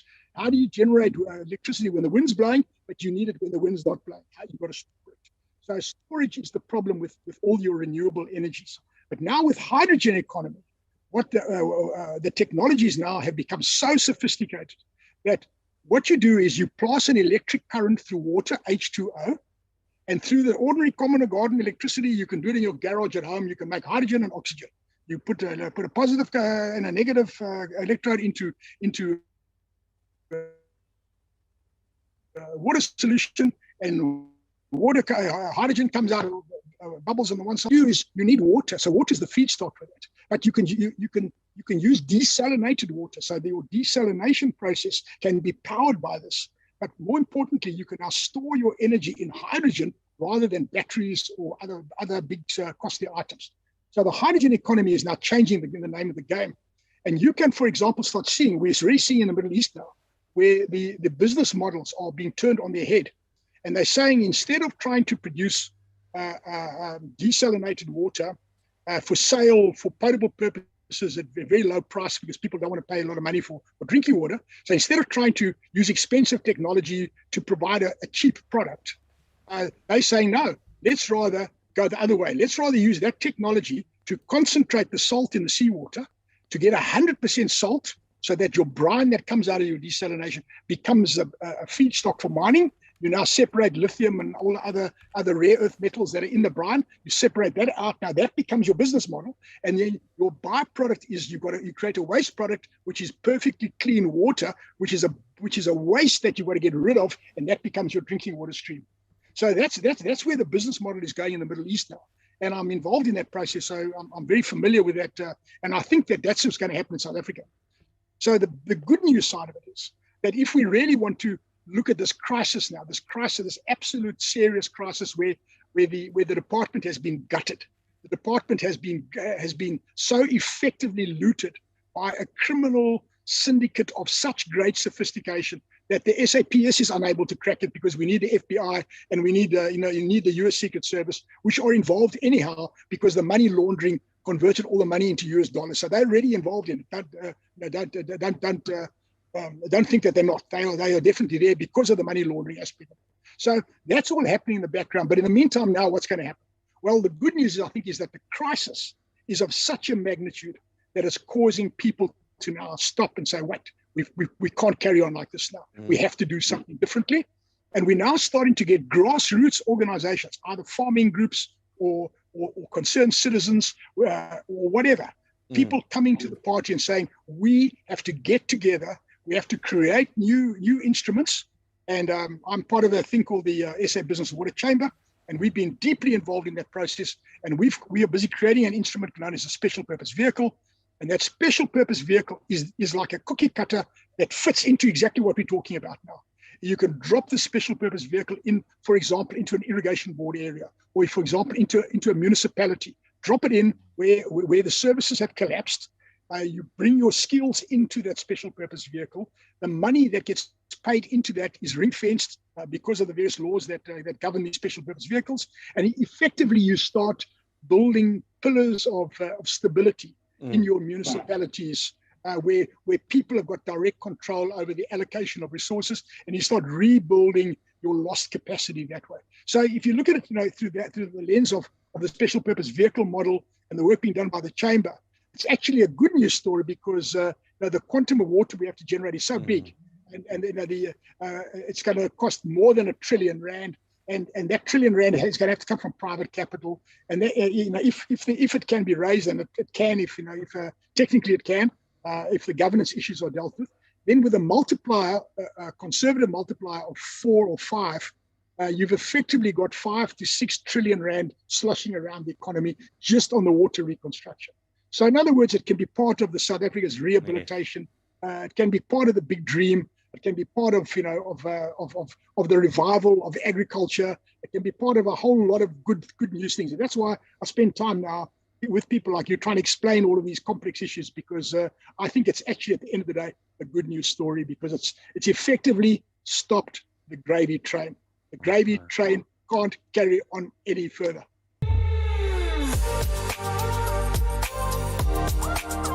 Jy luister na Isak Du Plessis op Nuuspod.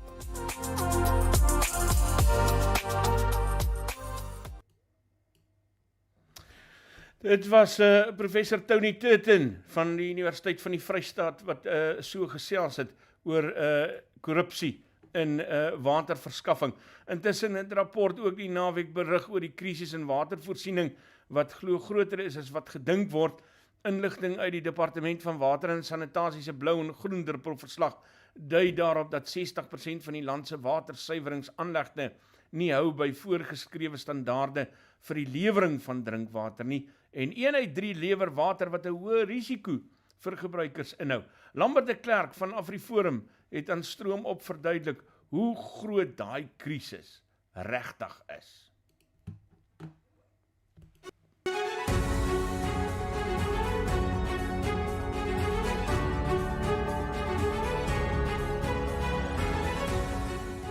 Wat ons sien uit hierdie verslag uit Isak, is dat eerstens die blou druppel wat hulle van praat, dat ek het ook so verduidelik, die blou druppel is meestal die fokus op die kwaliteit van drinkwater. Afriforum doen al hierdie projek van sedert 2013 omtrent af, weens die regering dit nie meer gedoen het of die verslag bekend gemaak het nie. En ons hooffokus was juis om die waterkwaliteit op sy uitlaat te toets, waar die blou druppel van die regering op 'n groter skaal is, in die sin van hulle kyk na die masjiene, hulle kyk na hoeveel die kapasiteit is, wat is die vloeimeters van water wat hulle suiwer ensovoorts. En as ons kyk na die blou druppel, dink ek ons is nog op 'n,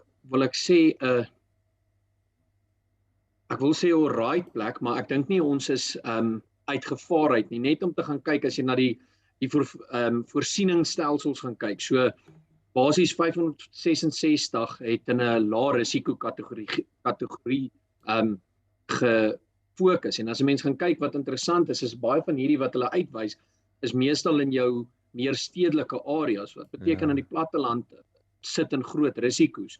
217 van die stelsels is op 'n medium kategorie. 136 is op 'n hoë kategorie en dan 267 is op 'n krities. Jy weet, dan begin 'n mens bekommerd te raak oor wat eintlik in Suid-Afrika aangaan met jou drinkwater. En die vraag wat meerderheid mense vra, en dit is ongelukkig wat hierdie verslag nou nie pertinent uitwys nie, is my water veilig om te drink? Dit is die grootste bekommernis wat by baie mense opsteek, sien ons. Maar ek wil daai vraag vir jou vra, want ek weet as ek in Johannesburg en Pretoria is, soos wat jy nou sê, dan drink ek met gemak kraanwater en dit is eintlik nogal lekker, goeie water wat randwater voorsien. Hier in Nelspruit waar ek bly, kan ons ook nog redelik met redelike veiligheid water drink, maar ek is baie senuweeagtig as ek na kleiner dorpe toe gaan, want as 'n mens dan daai paaie kyk en al die ander goeders wat hang en lê, dan weet ek nie hoe veilig is dit om daai plek se waar. Hoe veilig is dit? Jong, dit is die groot vraag wat, soos wat ek genoem het en wat jy nou ook regtelik sê, is dat dit is die groot vraag wat by mense opduik.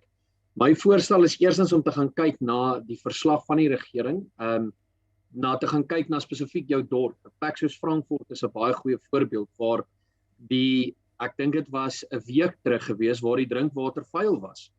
Daar was riool in die water gewees. Ons het klagtes ontvang dat die mense se water stink en ons het toe spesifiek laboratoriumtoetse laat doen en ons kon toe agterkom dat daar is E. coli en hulle praat van, ekskuus vir die Engelse term, maar fecal coliforms, fekale coliforme in die water.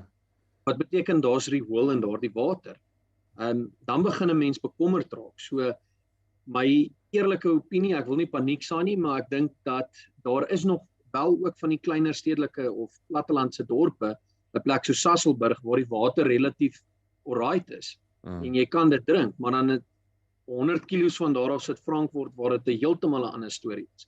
En wat mense nie besef nie is en dit is wat ek eintlik na wil beweeg, is die groen druppel. En dit is ons rioolstelsels. Dit is waar die groot kruks en eintlik die kwessie lê van vuil water. Want wat min mense besef, of ek dink hulle is naïef baie keer, is dat as 'n mens gaan kyk na Suid-Afrika, is dit 'n sirkelvorm wat gebeur met water. Want basies wat gebeur is jy het in die voorpunt van 'n dorp, kom ons vat, ek wil nou nie die Valdriehoek vat nie, want die Valdriehoek en Van 'n Byl is al klaar in 'n baie slegte toestand. Maar kom ons vat Secunda en die dorpe wat almal langs die Vaalrivier in Mpumalanga is. Dan, wat mense nie besef nie, is dat eerstens jy onttrek jou water uit die rivier uit, wat dan basies gesuiwer word vir drinkwater. Aan die ander kant van die dorp sit jy met die rioolaanleg, wat nie so goed is nie, wat basies rou riool in die rivier stort. En ongelukkig die volgende dorp na hom, trek daai water weer uit. So dis 'n hele sneeubal sirkel effek, en dit is waar ons grootste bekommernis lê. Ek meen as jy gaan kyk in die rioolaanlegte, net om 'n idee te gee, net 26 van rioolaanlegte in Suid-Afrika het 23 het basies uit 850 rioolaanlegte het 'n groen druppel status gekry. Nou 'n mens kan sê dat daar is 'n paar wat net onder die persentasie is, want hulle moet 90% kry vir hierdie audit om basies, wil ek sê, 'n groen druppel te kry. En die grootste bekommernis wat ons sien is dat daar's net 23 uit 850. Dan begin 'n mens bekommerd raak, want dan beteken dit hoeveel ander van hulle besoedel nie. En nou kyk soos wat ek genoem het met die blou druppel, selfs met die groen druppel, kyk hulle na alles, die hele konsep van hoeveel pompe daar is daar 'n noodpomp as die eerste motor sou breek. Jy weet, al daai tipe goed word in werking getree met hierdie tipe audits. So dit is 'n groot proses en dit is 'n baie deeglike proses wat moet gebeur. Jy weet, om 'n aanleg so audit te doen, gaan kyk hulle na die pompstasies in daardie dorp. Hulle gaan kyk na die hele stelsel as geheel. En 23 het groen druppel gekry uit 850, dis 2%, net bietjie meer as 2% van aanlegte in Suid-Afrika wat voldoen. Nou moet 'n mens jouself die vraag vra, hoeveel van ons riviere is skoon? En daai riviere word weer gebruik, die water, om weer drinkwater te maak. Wat is die praktiese implikasie hiervan vir my en vir jou, wat elke dag 'n verbruiker, 'n waterverbruiker is? Wat hou hierdie verslag se inligting vir my in, as ek die volgende glas water gaan skink? Jong, basies gaan dit moet wees dat mense gaan moet baie meer wil ek sê, bewus wees van wat aangaan. Ek dink baie mense het hierdie idee in hulle kop, dat ek gaan elke dag, doen ek my ding by my werk, en dan gaan ek huis toe, en ek lewe vir net vandag en vanmôre. En ek dink mense gaan werklik moet begin betrokke raak by hulle gemeenskapsstrukture, by gemeenskapsorganisasies. Dit kan Afriforum wees of wat ook al, dit kan 'n besigheidsforum wees. Maar dit is werklik 'n ding dat gemeenskapslede gaan moet betrokke raak by hulle gemeenskap. Ons het gesien byvoorbeeld in die Koster geval, ek weet nie of jy bewus is van dit nie, Isak, waar die gemeenskap 'n hofsaak gedryf het en hulle het eintlik net gesê, weet jy wat, tot hiertoe en nie verder nie, en ons gaan standpunt inneem, en hulle het basies tydelike bestuur oorgeneem van die munisipaliteit. En dit was deur middel van 'n hofbevel. So dit is ook nie dat dit 'n onwettige kwessie was nie. Hulle het deur middel van 'n hofbevel het die regter vir hulle toegang gegee en gesê, julle moet bestuur neem oor hierdie aanleg. En hulle kon doen dit is wel, daar was baie tyd en ure ingesit, maar hulle het omtrent tussen 'n week en 3 weke kon hulle verseker dat hulle gemeenskap weer begin water kry. Wat hulle nie gehad het vir die jaar voor dit, jy weet. En dit wys net dat daar is krag in gemeenskap. Die krag lê in gemeenskappe om bestuur, om te help. Lambert, waar lê die kern van hierdie probleem? Wat is die wortel van die feit dat ons so 'n waterkrisis het? Gewoonlik, ek is nie baie lief daarvoor om te sê nie, want dit is gewoonlik wat almal sê, en dit is ongelukkig is korrupsie die orde van die dag. Maar wat ons sien in baie gevalle, en waar ons ek het op verskillende platforms gesels met byvoorbeeld van die ministers, en op 'n nasionale vlak, of eintlik al die swere van regering, in sin van jou plaaslike owerhede, sowel as jou provinsialis. En wat ons sien, eerstens, is een van die grootste bekommernisse, is dat nasionale regering het in 'n manier beheer verloor oor die plaaslike owerhede. Ongelukkig is dit so dat die plaaslike owerhede slaan die gitaar. Ons het in 'n geval gesit, en hierdie is van persoonlike ervaring, waar ons letterlik met 'n gemeenskap gesit het, met die munisipaliteit, waar daar 'n miekfonds uit moes betaal aan hulle, en dit was net nie, daar was 'n groot probleem dat hulle dit nie uitbetaal het nie. En ons het op die einde 'n brief gestuur aan provinsie om te sê, luister, of aan die spesifieke departement wat die miek moes afteken. Toe kom ons agter die kap van die byl dat daai persoon wat moes afteken, het nog nie sy kat gekry. Dit is hoekom hy nie afteken vir die fondse om uit te betaal. Dit is die tipe korrupsie wat daar buite is. En mense weet dit nie, en hulle besef dit nie. Ek meen, dit is iets verregaande en verskriklik dat die persoon weier om af te teken weens hy of sy, ek is nie seker wie dit was nie, maar ons weet dit vir 'n feit net uit die inligting wat aan ons verskaf was, is dat omdat hy nie sy deel van die fondse gekry het of sy spaarvarkie nie, weier hy om die ding af te teken. Jy weet, en dit was spesifiek te doen met 'n wateraanleg, waar hulle geld nodig gehad het om wateraanleg te reg. Dit is die tipe korrupsie wat daar buite is, en dit is ongelukkig reg deur die bank so. Ek meen, jy gaan kyk na plekke soos Welkom, wat basies hulle word deurdruk deur korrupsie en bedrog. Ek meen, dis letterlik, dit is hartseer, maar Welkom op hierdie stadium dryf in hierdie rol. So dit is 'n groot bekommernis, en dan die ander ding wat ons sien is dat daar is 'n tekort aan eerstens 'n wil binne munisipaliteite om die kwessie aan te spreek. En hulle sukkel met tegniese vaardighede. Ek meen, uit die verslag uit in die blou druppel wys dit pertinent. Ek het net op die statistiek aantal, kan ek vir jou hierso sê, byvoorbeeld, hulle praat hiervan dat daar is slegs 12% van aanlegte het uitstekende tegniese vaardighede, terwyl 61% uiters swak tegniese vaardighede het. Ek meen, dit is iets bekommerend, veral as dit op 'n wateraanleg is. Ek meen, dit is, daai mense speel in 'n mate met mense se lewens. So dit is die ander groot ding, en wat ons sien ook in baie gevalle is dat die munisipaliteite is oor die algemeen nie lief daarvoor om 'n aanleg te herstel nie. Hulle verkies eerder om 'n groter een en 'n nuwe een te bou. Hoekom? Sodat daar opgeblaaste syfers kan wees van wat dit gaan kos om die aanleg, waar dit 10 miljoen kos om 'n aanleg reg te maak vir die argument van, gaan dit hulle 300 miljoen kos om 'n nuwe een te bou. So hulle gaan die 300 miljoen vat eerstens, want hulle kan dan heel moontlik geld daar uitsteel, en dan die ander ding wat ons sien gebeur is dan is dit half 'n bietjie van windgatgeit. Ek het 'n 300 miljoen rand se aanleg gebou. In plaas van dat die fondasie van die strukture daar is. Ek was toe die verslag bekend gemaak is, die Vrydag, die Sondag, toe ons 'n paneelgesprek gehad waarin Leonardo Manus gesit het, wat hy is basies die DGG, die acting DGG. So, en hy dryf basies, hy het hierdie blou en groen druppel gedryf, of hy was een van die groot rolspelers wat dit gedryf. En ek het pertinent vir hom gevra en vir hom gesê dat dit is die grootste bekommernis, is 'n meerderheid munisipaliteite wil nuwe aanlegte bou, terwyl die fondasie van die ou ene daar is en hy stewig en hy kan werk. Daar's letterlik net hier en daar 'n bietjie masjiene wat moet opgeskerp word, skoongemaak word en reggemaak word. In plaas van 'n 300 miljard rand uitgawe of wat ook al die bedrag is om 'n nuwe een te bou, fokus om net daai wat nog kan gered word te herstel.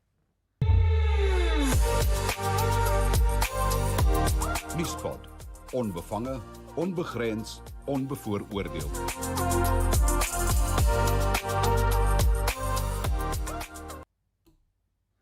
En dit was Lambert De Klerk van Afriforum waarna jy geluister het. Die stem hier aan die einde van hierdie bydra, dis die stem van Gerard Rudolph. Hy en Joni Verhoef was so gaaf om vir my hierdie stemgrepe te gee vir die doeleindes van Stroomop. Baie dankie julle. Dit klink regtig oulik en lekker. Ons gesels oor die Operation Dudula en wat hulle beplan, wat hulle doen, hulle werksaamhede en heel wat mense wat al saamgesels het vanoggend. Ek sien op Twitter, dit het nou nogal weer 'n verdeling tussen links en konservatief meegebring, terwyl die mense wat daarvan beskuldig word dat hulle 'n woke en 'n linkse agenda bedryf, die narratief van xenofobie vat. En dan die meer konservatiewe mense dan sê, maar wag, nee, ons soek nie hierdie uitlanders in ons land nie. So, daar is nou alweer 'n verdeling in daai opsig ook.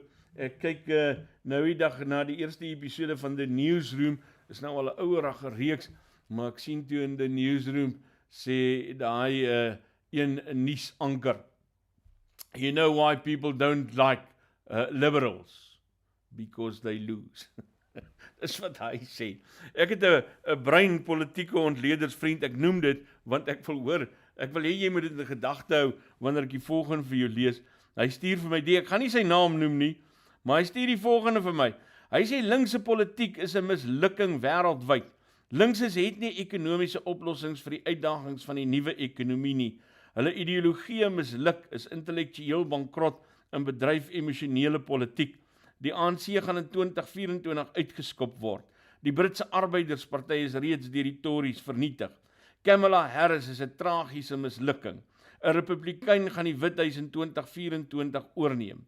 In Europa, veral in Duitsland en Frankryk, loop die regses die afgelope 15 jaar al oor die linkses. Die liberale party in Kanada is op pad uit. Linkse politiek blaas 'n roemlose aftog. Dis wel verdien, omdat dit net in emosionele retoriek van gelykheid en geslagsgelykheid verval het, terwyl denkende mense besef dat God geen mens gelyk aan 'n ander mens gemaak het nie. Wiskunde vergelykings is nie gelyk aan mekaar nie, mense is.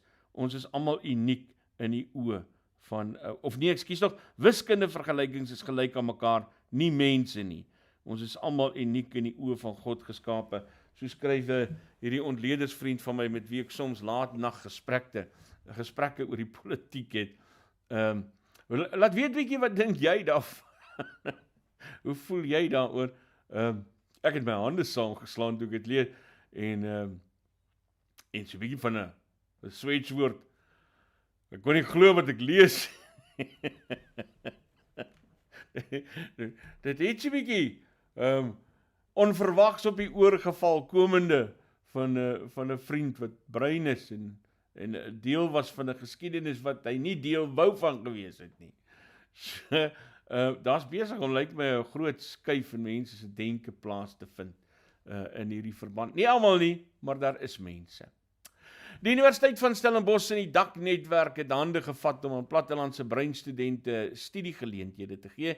Die netwerk het verlede week met verskeie bestuurslede van die universiteit vergader, insluitende die rektor en fisiekanselier professor Wim de Villiers. Slim Wim het wragtig opgedaag vir die vergadering. Danie van Wyk van die DAK Netwerk het aan Stroomop verduidelik wat hierdie ooreenkoms behels. En kom ons hoor wat sê Danie. Die gesprek is die opvolg van twee gesprekke wat ons in die verlede met die universiteit gehad het. Een was verlede jaar, die laaste een was verlede jaar November, en toe weer een in Februarie en nou die een van verlede donderdag. Ons het ooreengekom tydens veral die laaste gesprek van 24 Februarie, dat daar 'n behoefte is om te praat spesifiek oor die posisie van die bruin student op die kampus. En die feit dat bruin studente dit soms moeilik vind om toegang te kry, juis as gevolg van hulle sosio-ekonomiese omstandighede. Hier verwys ek presies na bruin studente op die platteland. Jy weet, ons mense ervaar erge armoede daar. En het ons ook gepraat oor die lae persentasie bywoningssyfer van bruin studente aan die universiteit. Ek dink dit is iets soos 3,6%, wat na ons mening kommerwekkend is en iets daaraan gedoen moet word. En daai was môre met die kern van die gesprek en ook natuurlik hoe kan ons in samewerking met die universiteit die uitskieters in skole op in plattelandse gebiede kan identifiseer en hulle help om dan op een of ander wyse hier op die kampus uit te kom. Dit sal natuurlik wees deur middel van beurse, deur middel van inligting, deur middel van loopbaan uitstallings en dies meer. So dit was min of meer die kern van die gesprek.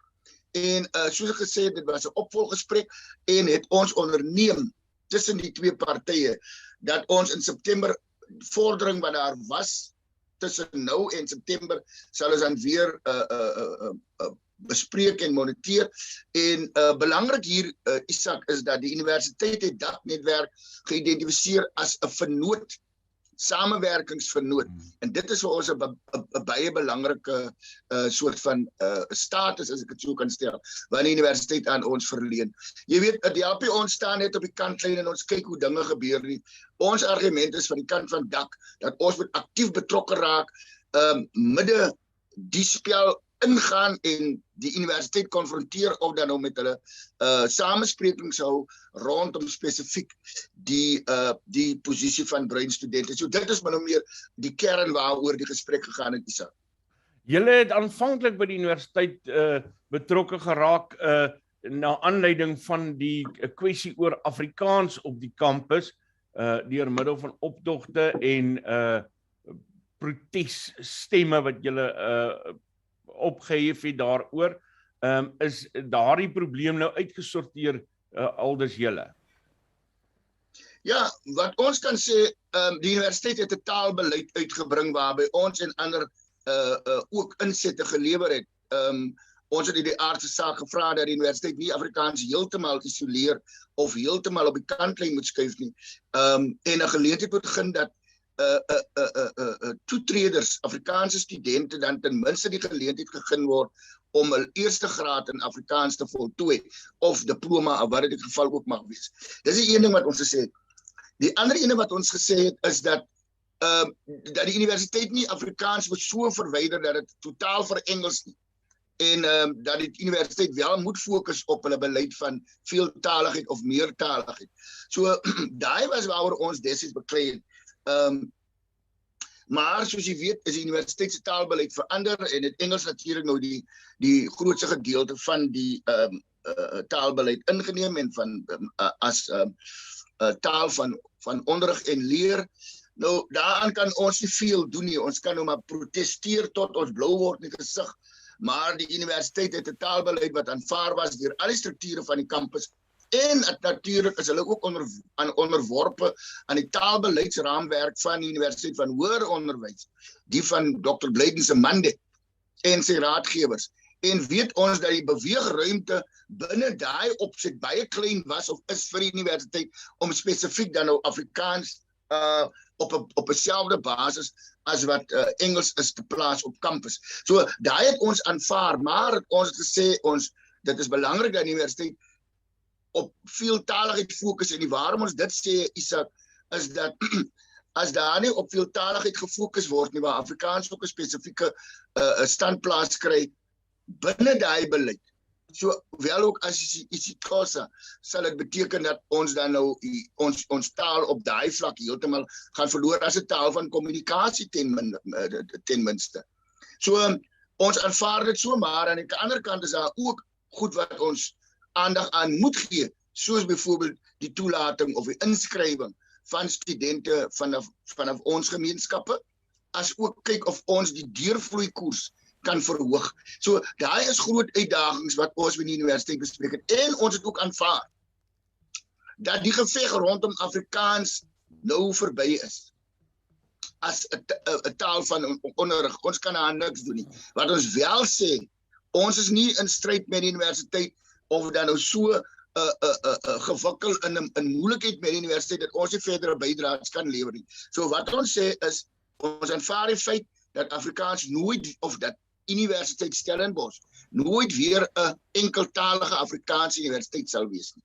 Dit is 'n gegewe, maar dat ons van ons kant, van DAK se kant af, sal probeer spesifiek met die oog op die verbetering van die toelatingskoers van studente van ons gemeenskap, ons dit dan daar op die voorstoep plaas en daar volgens optree. Die protesoptog het wel fokus geplaas op die aspekte wat ons nou genoem het, en ek dink dit was tot my groot maat geslaag, want ek kan nou vir jou noem dat met die verwelkoming van die eerstejaars studente op kampus, byvoorbeeld vroeër van die jaar, was die verwelkoming in beide 3 tale gedoen, Afrikaans, Engels en isiXhosa, wat nie in die verlede gebeur het nie. So dit wys vir ons, daar is fokus op dit wat ons ten minste gesê het, dat van die kant van die kampus daar vir ons wesenlike bewyse moet wees, dat hulle ernstig is met veeltaligheid. En soos ek sê, binne die veeltaligheidsraamwerk, Afrikaans dan 'n spesifieke plek moet kry.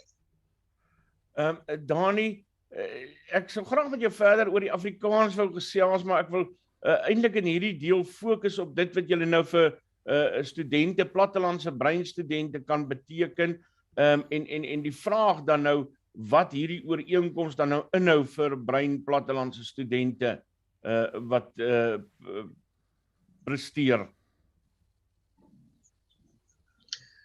Ja, kyk, ons het hierdie gesprek by die universiteit, het ons baie ernstig opgeneem en hulle ook van hulle kant af. En ons waardeer byvoorbeeld dat professor Wim de Villiers ook teenwoordig was met van sy senior bestuurslede. En dit nie dat dit, ek het vir hulle gesê, ek is bly om te sien, professor Wim, dat jou gesante ook hier teenwoordig is en dat hulle nou nie behoef 'n boodskap na jou toe te neem nie, maar dat jy self hier is as die hoofbestuurder. En het hy en ons besluit, byvoorbeeld, kyk, daar is beurse beskikbaar, Isak, vir studente vanaf eerstejaar vlak, wat natuurlik nou insluit registrasie, dit sluit in verblyf, dit sluit in alles wat daarmee gepaard gaan.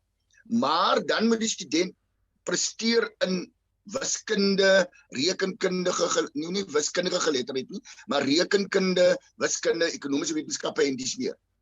En het ons gevoel dat en hy het gesê, hy wat Wim is, dat hy kon opmerk, as het kom by sekere gebiede, vakgebiede, dat veral nou met die laaste gradeplegtighede, dat daar baie ernstige tekort is wanneer dit kom by ingenieurswese, wanneer dit kom by mediese studies, wanneer dit kom by rekenkundige studies, juis van die kant van ons mense, van die bruin mense. En is die onderneming dat hulle beurse gaan aanbied vanaf dag 1 vir studente wat in daai rigtings gaan studeer, ingenieurswese, mediese studente en rekenkundige vakke. En daai is die ooreenkoms, een wat ons sê dat daar 'n beurs of beurse beskikbaar gaan wees, en daarom moet ons in samewerking met die universiteit, dus daai uitskieters in daai vakke identifiseer, daar buite by die skole waar hulle teenwoordig is, en hulle dan op hierdie wyse ondersteun. Dis is een ding. Die tweede ding wat ons ook onderneem het, was dat ons groot fokus gaan plaas, van ons kant af ook, en met die hulp en bystand van die universiteit, dat ons wiskundige programme, let wel wiskundeprogramme, en nie wiskundige geletterdheidsprogramme nie, want dit is waar die probleem lê. Baie skole bied wiskundige geletterdheid aan, en dit is nou nie aanvaarbaar vir 'n vak of vir studies in mediese wetenskappe en dies meer nie. So ons gaan 'n fokus plaas deur opleiding aan onderwysers en leerders in wiskunde vanaf graad 10 tot mondelik graad 12, vanaf nou einde Mei tot min of meer so middel Oktober. En op hierdie wyse wil ons dan seker maak dat die verhouding of dat die teenwoordigheid van bruin leerders in daai spesifieke vakgebiede groter is en hoe kan ek sê, die persentasie dan verhoog in waar ons tans byvoorbeeld staan waar byna amper 0 of 0,1% is. So dit is die ooreenkomste wat ons nou met mekaar het. Universiteit sal ons ondersteun in die geval en dit wil ons graag vorentoe neem en ons sal dit dan nou weer, soos ek gesê het, met ons volgende gesprek in September moniteer en kyk hoe ver ons gekom het en wat kort en wat bygevoeg kan word, Isak. Danie van Wyk van die DAK Netwerk, baie dankie vir jou gesprek. As ek iets wat ek wil byvoeg, Isak, Yes. En dit is eerskomende Dinsdag die 12de April, het die DAK Netwerk 'n protesoptog in Pretoria teen die taalbeleid van die universiteit van Dr. Blake se man is 'n onderwys en opleiding departement, want dit gaan spesifiek oor die nie-erkenning van Afrikaans as 'n inheemse taal nie. So Dinsdag, ek sal na Dinsdag weer met jou wil praat oor daai spesifieke optog. Ek sal graag met jou praat. Dankie Danie. Ja. Dankie Isak, mooi dag. Groetnis. Groetie. Nuuspod, onbevange, onbegrens, onbevooroordeel. Dis Danie van Wyk, na wie jy geluister het. Ek sien Jaco Terblaans gesels saam oor ons gesprek vanoggend. Jaco sê vanoggend een van die min kere dat ek met jou vriend saamstem. Hy sê oplewing van Dedula te danke aan die onvermoë van die SAPS en nie veel met xenofobie te doen nie. Jaco Terblaans wat so skryf na aanleiding van ons gesprek oor xenofobie en onwettige immigrante. Wat is jou mening daaroor? Wat dink jy is die kern van die probleem? Dink jy operasie Dedula het 'n punt beet?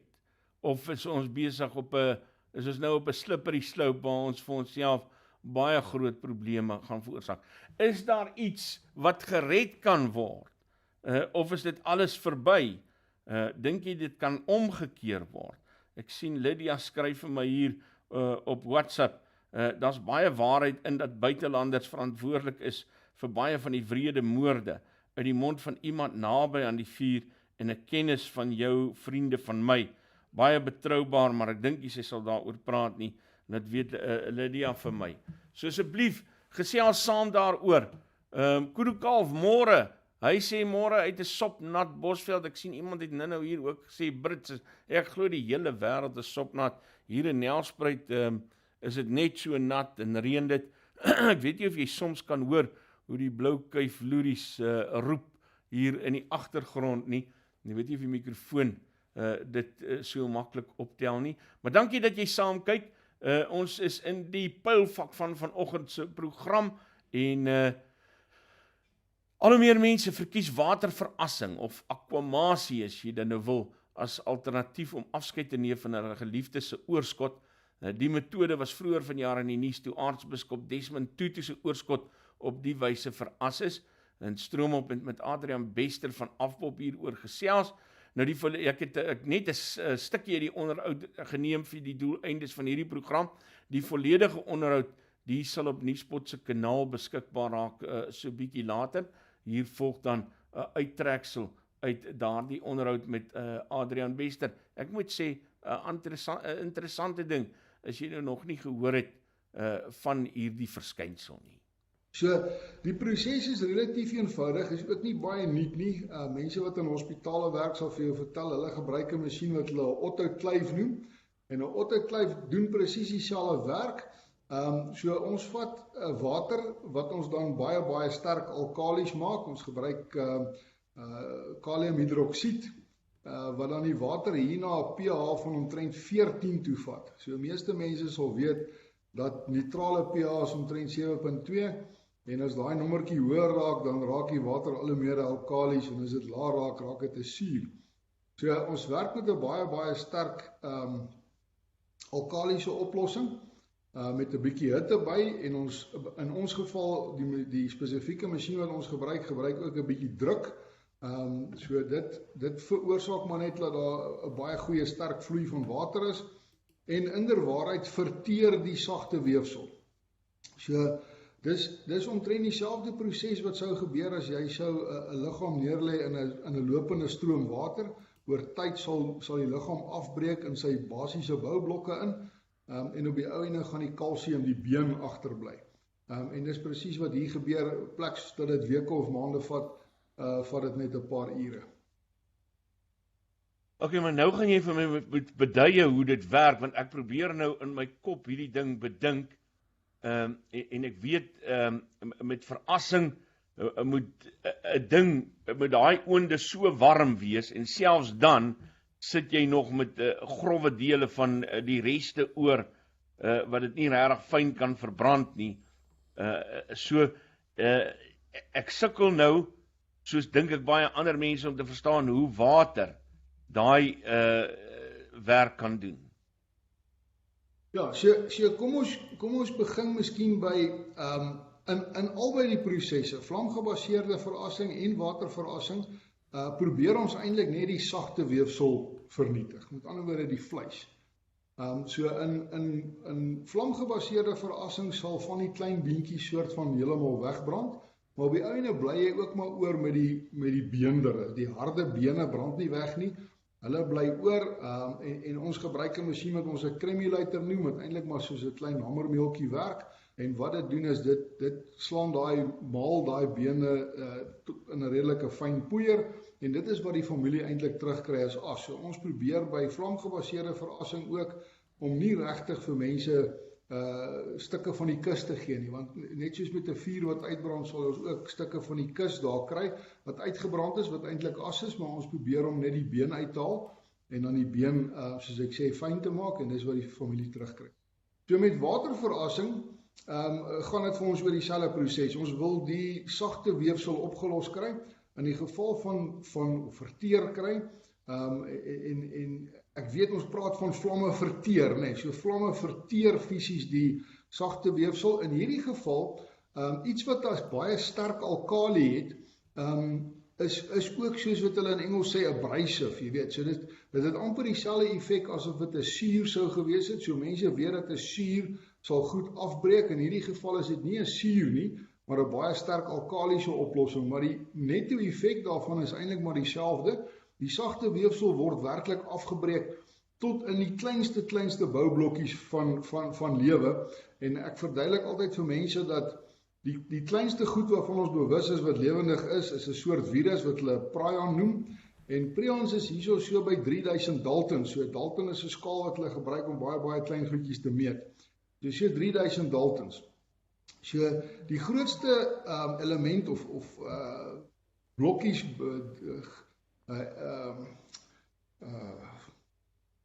gedeeltes wat jy in die water na die tyd sal kry, is hierso so by 1600 Dalton. So dis heel wat kleiner as die kleinste lewende goed, dis ook kleiner as DNA, en op die ou en soos ek sê, bly ons oor met die gebeendere, die kalsium, dit los nie op nie, of dit verteer nie.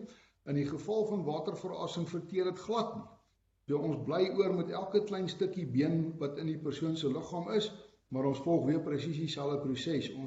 Ons verkrummel daai bene, en dit is 'n baie fyn poeier. Met verassing is dit normaalweg so half van 'n gryserige poeier, as gevolg van die koolstof wat saam verbrand.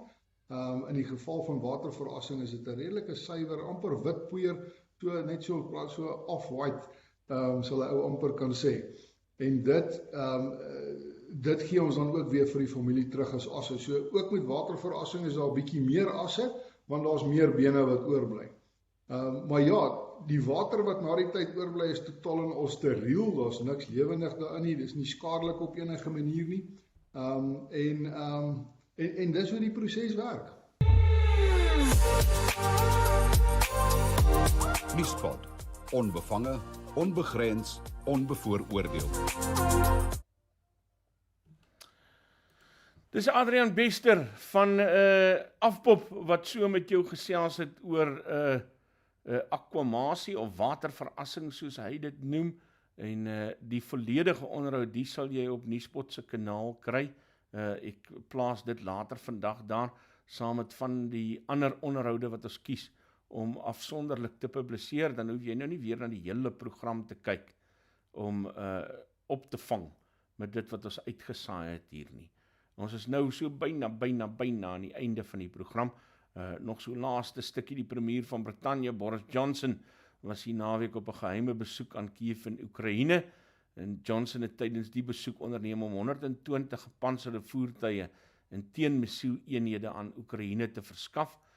Zelensky het Johnson op 'n staptog deur die strate van Kiev geneem, en hier's 'n video daarvan, vir die van julle wat wil sien, hoe lyk dit in Kiev op die oomblik.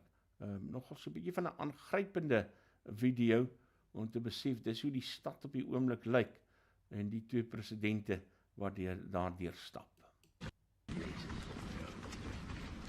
This guy, he's got what is this?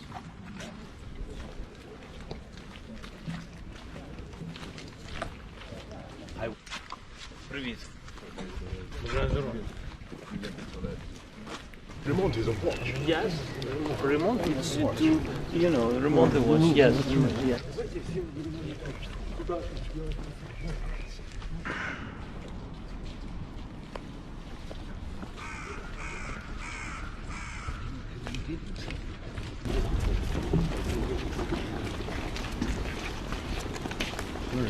Я такий радий, Борис, forever Great Britain. Це капець, який я радий. Скажи, що ми вдячні будемо до кінця свого життя. He said, Boris, that thank you. Дякую. Нажми, дивіться. Борис.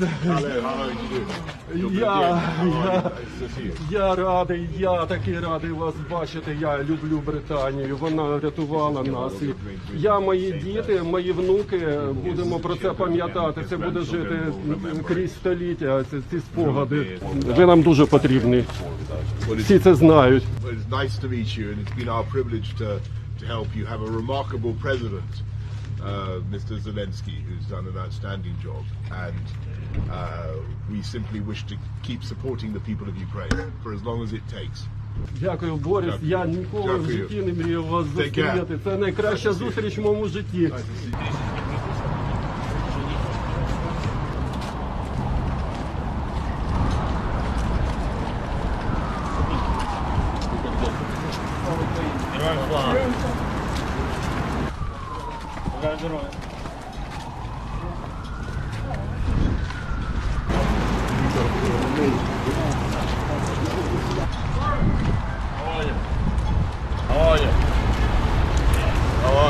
Добрый день. Майдан. Open the cars, can you move?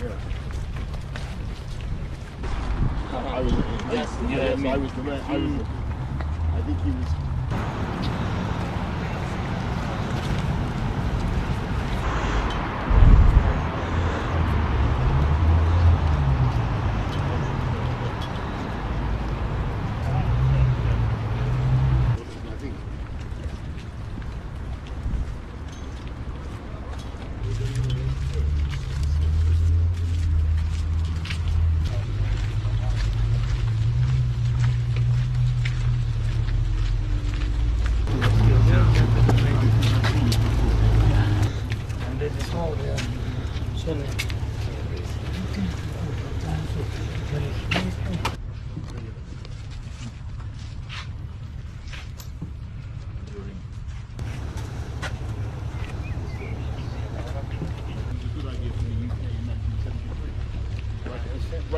Я купила для друзей из Польши вот таких петушков, они были на Бородянке на шкафчике стояли, вот такие вот петушки остались, да, я хотела бы их подарить. I'm from London.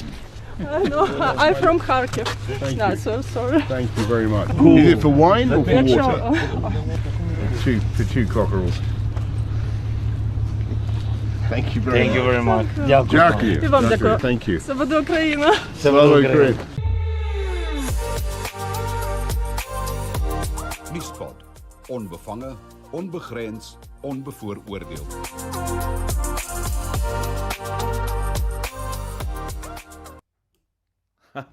Daar is mense wat van Boris hou.